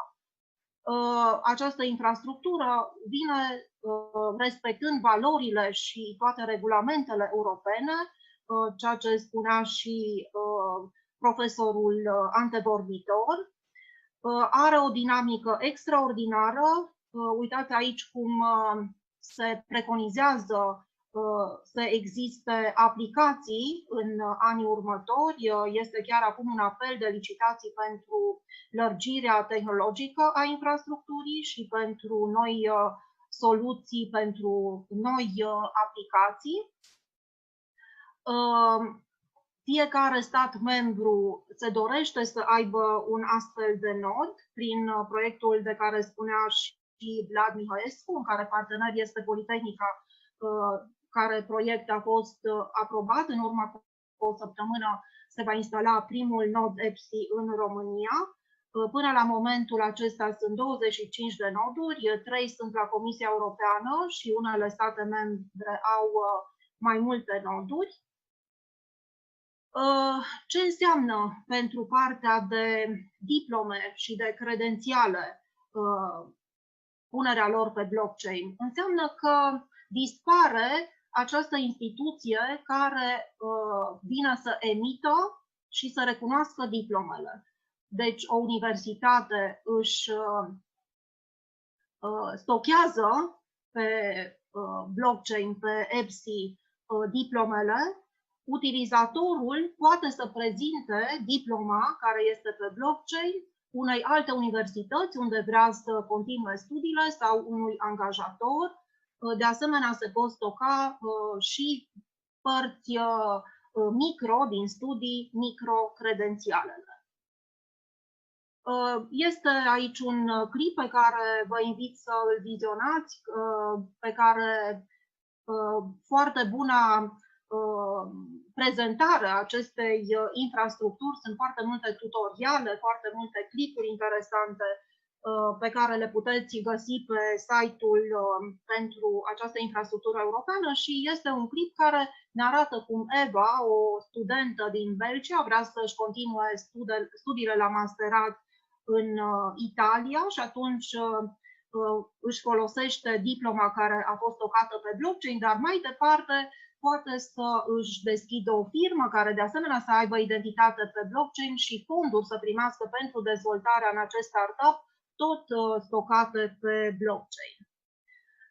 Și iată, cum spuneam, România ajunge să fie pionier pentru aceste instrumente noi legate de blockchain, pentru aceste strategii legate de diplome și microcredențiale pe blockchain. De ce? Pentru că proiectul care va fi implementat de 𝐸𝐵𝐶DI și de Politehnică în următorii 2 ani, care se numește Connecting Romania through Blockchain, va instala primul nod EPSI în România, va crea mecanismul pentru ca diplomele universitare să fie stocate pe blockchain și, de asemenea, va croi mecanismul de microcredite și, de asemenea, va fi construit un curs masiv pentru ca acest proiect mare european să fie făcut cunoscut instituțiilor administrative, celor educaționale din România. De asemenea, propunerea pe care am făcut-o legată de dezvoltarea unui sistem descentralizat pe blockchain a fost prinsă în strategia de care vorbea și Diana, la partea de infrastructură, în sensul de a avea pe blockchain nu doar diplomele universitare, ci și partea de situații școlare, portofolii, în felul acesta venind și în sprijinul elevilor din preuniversitar care au așa de multe treceri de la o școală la alta, în țară sau în străinătate, din cauza mobilității părinților. De asemenea, dorim ca pe blockchain să avem și un registru cu fondurile investite, fondurile publice investite în educație pentru transparența urmăririlor. Și aici este o notă pe care am pus-o ieri pe LinkedIn, prin care afirm faptul că, iată, România este pionier în a aplica aceste strategii legate de diplome și de microcredențiale pe blockchain, nu doar prin acest proiect, ci și prin strategia care este construită acum la Ministerul Educației. Și am mai pus aici o invitație, va apărea pe peretele meu de la Facebook. Luni voi organiza un webinar, un workshop legat de oportunități europene pentru blockchain și, de asemenea, voi lansa studiul făcut asupra ecosistemului românesc de blockchain, care este un ecosistem foarte, foarte bogat și dinamic. Mulțumesc foarte mult! Lucrurile acestea am ținut să vi le prezint. Mulțumesc! Mulțumim foarte mult, Carmen. Da, linkul o să-l pună și colegii mei în Zoom și noi o să-l și transmitem către toți, ca să poată toată lumea să participe și să poată să mai afle ceva mai multe informații pentru cei care sunt interesați de noile tehnologii blockchain și mai ales cum pot să fie ele folosite în educație. Este, mă rog, și comentarii și felicitări foarte multe. Eu am o scurtă întrebare pentru tine, pentru că este un domeniu foarte nou și tu ai prezentat foarte multe dintre avantaje. Care crezi că este cea mai mare frică a oamenilor în folosirea tehnologiilor de blockchain în afara Bitcoin sau a monedelor cripto curenți, deci ceea ce se numește cryptocurrencies, monedelor de tip blockchain, pentru a putea fi folosit, nu știu, la notariat, cum eu mi-aș dori acest lucru, sau pentru a putea avea identitate digitală, sau aș primi diploma, așa ceva. De ce crezi că se tem oamenii cel mai tare? Oamenii se tem cel mai tare pentru că atunci când se vorbește despre blockchain, majoritatea se gândesc la criptomonede care au o anumită fluctuație, nu? Și se consideră tocmai că din cauza acestor variații nu este ceva sigur, dar aici vorbim despre aplicații pe blockchain, pe această tehnologie sigură. Criptomonedele sunt doar o aplicație, așa cum e-mailul este pentru internet. Și toate aceste infrastructuri care există trebuie să ne convingă să le încercăm. Nu este pe undeva chiar așa de simplu, pentru că nu este ca și un cont cu parolă pe care îl ai ca să accesezi o aplicație. Aici ai nevoie de niște chei care sunt în formă hexa, trebuie să le păstrezi într-un loc foarte sigur. Deci nici nu este foarte friendly user modul de a le accesa încă. Deci acestea sunt pe undeva niște bariere, dar prognozele spun că în 5, în 10 ani, cam 80% din populația lumii va folosi blockchain și din strategia europeană vedem că identitatea o vom avea și noi în 1, 2, 3 ani, așa că trebuie să încercăm prin a ne educa, a ne autoeduca, să înțelegem totuși această tehnologie și să o adoptăm. Da, într-adevăr, sper să fie așa. Eu am încercat să pregătesc acum și pentru următoarele activități, fiindcă văd că mai avem câteva sute de oameni alături de noi, ceea ce pe mine mă bucură foarte, foarte mult. Felicitări, Carmen, pentru toată activitatea și să sperăm că la anul, pe vremea asta, prezentăm primele diplome și certificate integrate cu registrul matricol unic în tehnologie blockchain. Eu tare mult îmi doresc. Poate schimbăm. Așa este în calendar. Iarăși niște mentalități. Da. Trebuie să o facem, da. Exact, poate schimbăm iarăși niște mentalități, cum a schimbat și acum vreo, ții minte, 12 ani primele resurse educaționale pe care le-am creat împreună și le-am prezentat, acum 8-9 ani primul MOOC care l-am făcut pe platforma Unicampus și tot așa. Mersi tare mult, Carmen, și mult succes! Și acum, dacă îmi permiteți, am să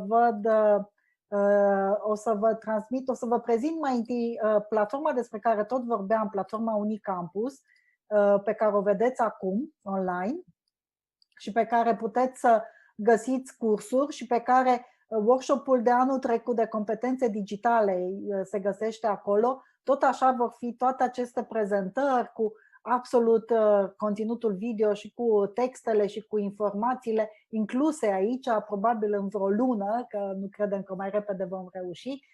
Veți găsi celelalte cursuri și tot aici veți putea găsi și cursurile DigiCulture de competențe digitale foarte creative. Noi le-am deschis nu numai pentru cultură sau industrii creative, ci le-am deschis pentru absolut toată lumea din zona educației, ca să poată să fie regăsite acolo.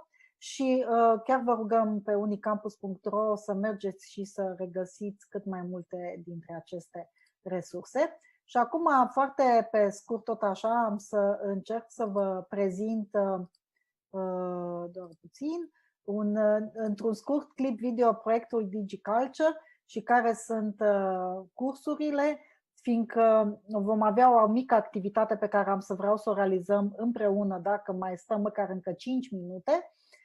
Și după aceea o să veți avea acces în continuare la aceasta și veți putea să o realizați și singur. Și atunci am să vă las, durează doar un minut acest clip video ca să vedeți ce am făcut noi în proiectul DigiCulture până acum.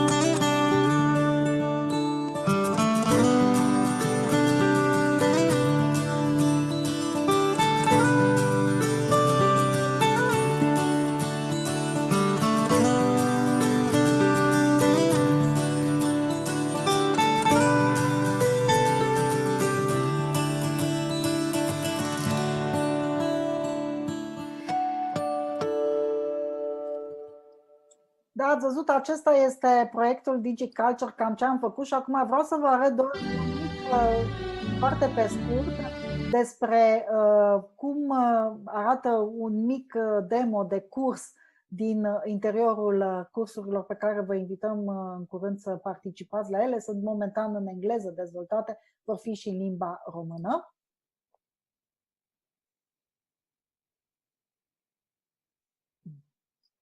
Audience and expand it using search engine optimization. We will also explore how you can use digital analytics to assess your online impact. To help us along the way, we will be making use of common resources such as Google Trends, Google Console, and Google Analytics. We will also be taking a look at some interesting case studies from the cultural and creative sector in Ireland.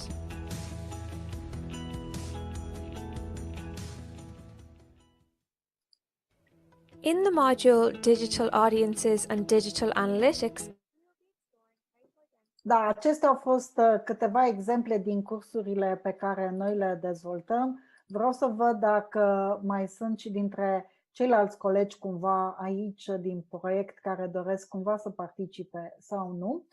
Și acum am să vă punem în link un despre o să-l pun și eu, unde puteți să găsiți o activitate. Uite că l-au pus colegele mele și am să fac share screen să vă explic ce aș dori să facem în această activitate. Da, deci se vede. Vreau să fiu sigură că vedeți ecranul care trebuie. Da, bun.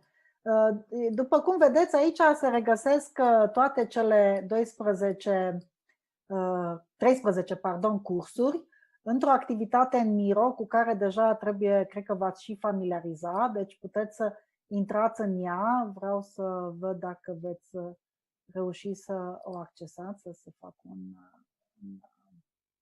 un reload ca să fiu sigură că merge. Da. Cred că sunt mai mulți care au intrat deja. Bun. Ce vă rugăm? Am scris aici sus și poate reușim să comunicăm împreună. Noi am realizat acest exercițiu și am făcut foarte multe cursuri și demonstrații și am vrea să vedem dacă mai aveți alte propuneri, dacă rezultatele și absolut toate le găsiți online.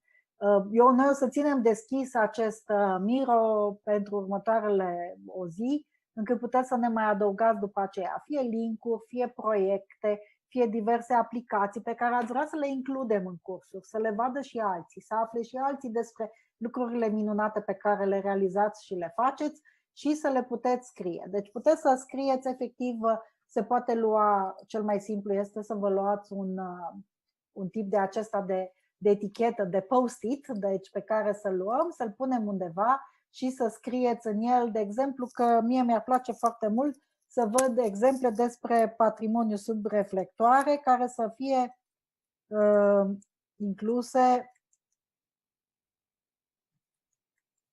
în ce parte credem că ar merge cel mai bine și eu cred că ar merge cel mai bine în zona de digital storytelling și titlurile sunt în română. Puteți să faceți zoom de aici, să vedeți mai bine fiecare dintre aceste cursuri și am creat aceste posibilități în care puteți să scrieți și să ne comunicați absolut orice. Am să mă uit și în chat și în Q&A dacă sunt și acolo cumva întrebări sau anumite date. Așa că puteți să ne comunicați și așa dacă vă este mai ușor, dar mi-ar place să vedem cât mai multe exemple sau care vă este părerea ce anume ar trebui să apară neapărat, nu știu, în partea de securitate, de informații digitale, despre cum să publici online, despre protecția datelor sau despre cum să folosești unelte de social media sau cum să identifici audiența digitală în diferite zone sau despre anumite aplicații din zona de realitate de parte mobilă și pe care să le faceți și să le integrați și să le dezvoltați. Am să opresc un piculeț aceasta ca să fiu sigură că este totul în regulă Și am să deschid încă o dată.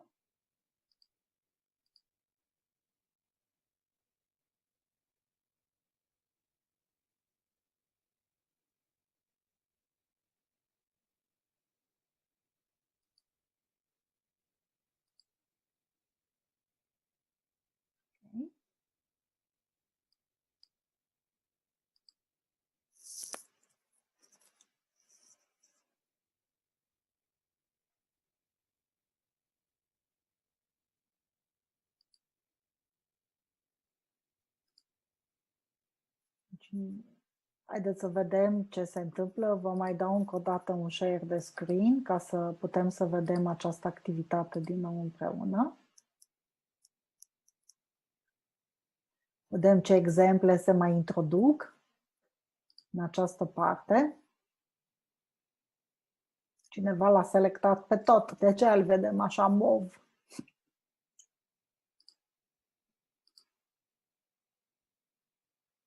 Ok, uitați, vedem cineva, cine a scris aici? Mi-a scris cineva ceva până acum? Hai să vedem. Deocamdată doar vedem multă lume care se uită. Dacă faceți scroll dreapta, le vedeți pe absolut toate. Deci, cum am arătat, cel mai simplu este să luați un sticky note, un post-it de aici, este acest butonaș din stânga, să-l deschideți și să-l puneți acolo.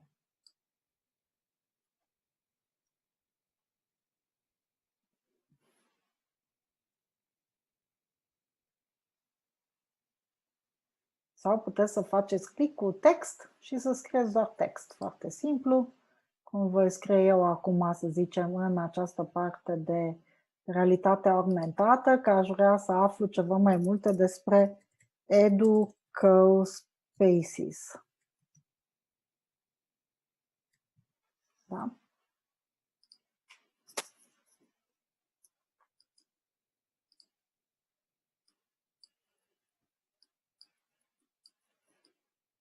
Ok? Hai să vedem dacă mai sunt și alte propuneri din partea altor participanți.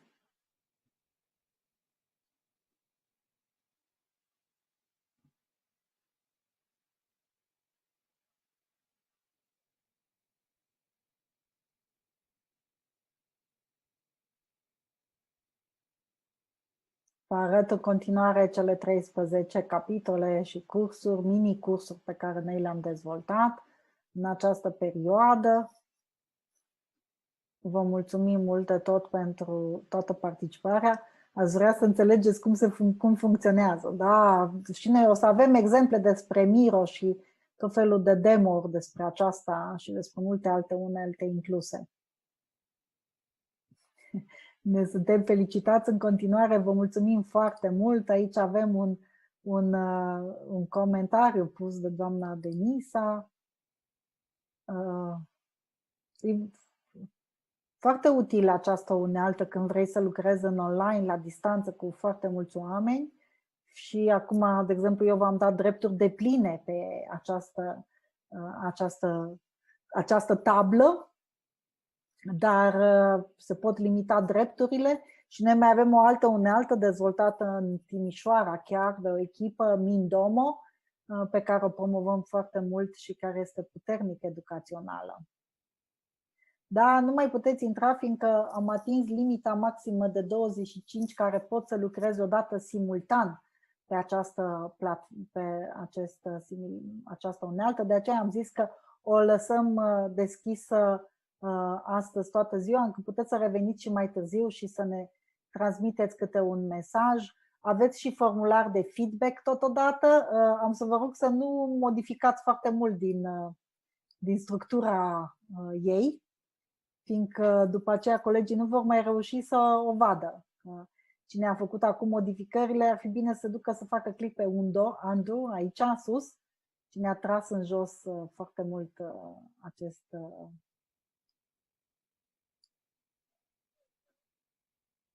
și să puteți să completați.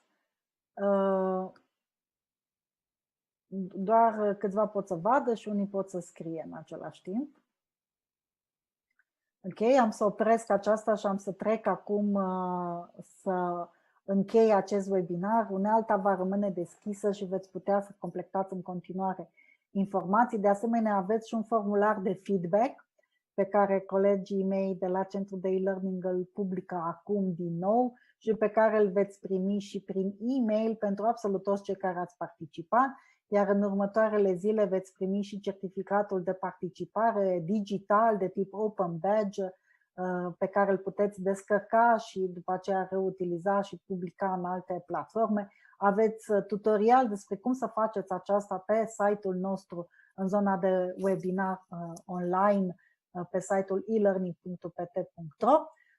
Colega mea, Maria Marițescu, a pus și formularul de feedback atât aici cât și în Facebook. Vă rugăm să ne transmiteți un feedback și vă mai așteptăm și mâine. Mâine avem de la ora 18 un workshop, care este un workshop tot așa foarte interactiv, în care vom dori să realizăm un model de cum poți să dezvolți o curiculă digitală, o curiculă cu elemente și cu unelte digitale și vom oferi informații despre cum am dezvoltat noi educația digitală în Universitatea Politehnică din Timișoara.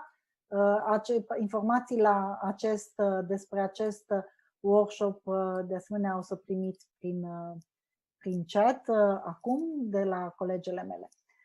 Permiteți-mi să vă mulțumesc foarte mult pentru interactivitate și pentru participarea atât de intensă și de densă în acest an, la toate activitățile noastre și la webinariile împreună online, unde am strâns constant câteva mii chiar de participanți și credem că toate aceste informații v-au fost utile.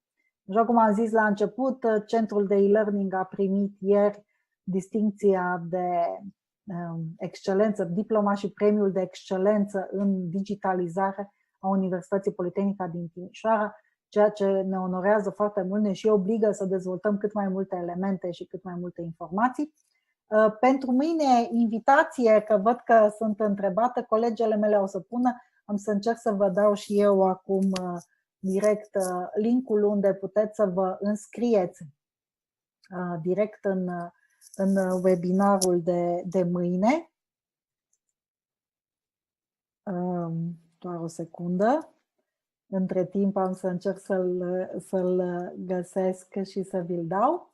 Vă mulțumim foarte mult din nou pentru toate acestea. Sperăm că ați avut parte de de o experiență plăcută și cât de cât interesantă în această zonă de a putea, a participa cât mai mult în această secțiune de proiecte și de informații pe care noi le avem din zona de e-learning upt.ro la educație digitală, mai ales unde sunt foarte multe date și foarte multe elemente pe care le puteți găsi. În secundă am să vă pun informațiile și linkul pentru activitatea de mâine, workshop-ul pe care îl mai organizăm și mâine împreună cu asociația Ține de Noi. Este un training de tehnici de dezvoltare educațională în această parte. O să pun aici linkul acum în chat ca să vă puteți înscrie, să puteți aflați mai multe informații. Vă mulțumesc foarte mult încă o dată tuturor. Vă doresc multă sănătate, mult bine, multă lumină și să ne apropiem cât mai mult, chiar dacă cu ajutorul tehnologiilor sau nu virtual în următorul an, să încercăm să fim cât mai mulți împreună, să încercăm să ne ajutăm reciproc, să colaborăm cât mai mult.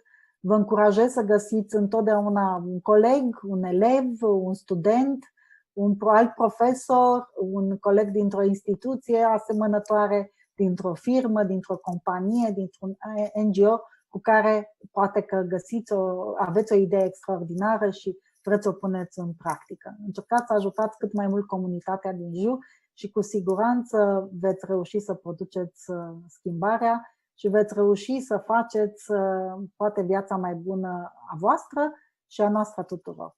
Încă o dată, multă sănătate, mult noroc și să ne vedem cu bine în 2021. La revedere tuturor! Din partea întregii echipe a Centrului de e-learning de la Universitatea Politehnică din Timișoara. La revedere și vă îmbrățișăm, așa, o îmbrățișare mare digitală de aici, de la depărtare din Timișoara. Vă mulțumesc foarte mult pentru încrederea acordată în acest an și pentru faptul că ne urmăriți cu sârguință în toate activitățile pe care noi le facem.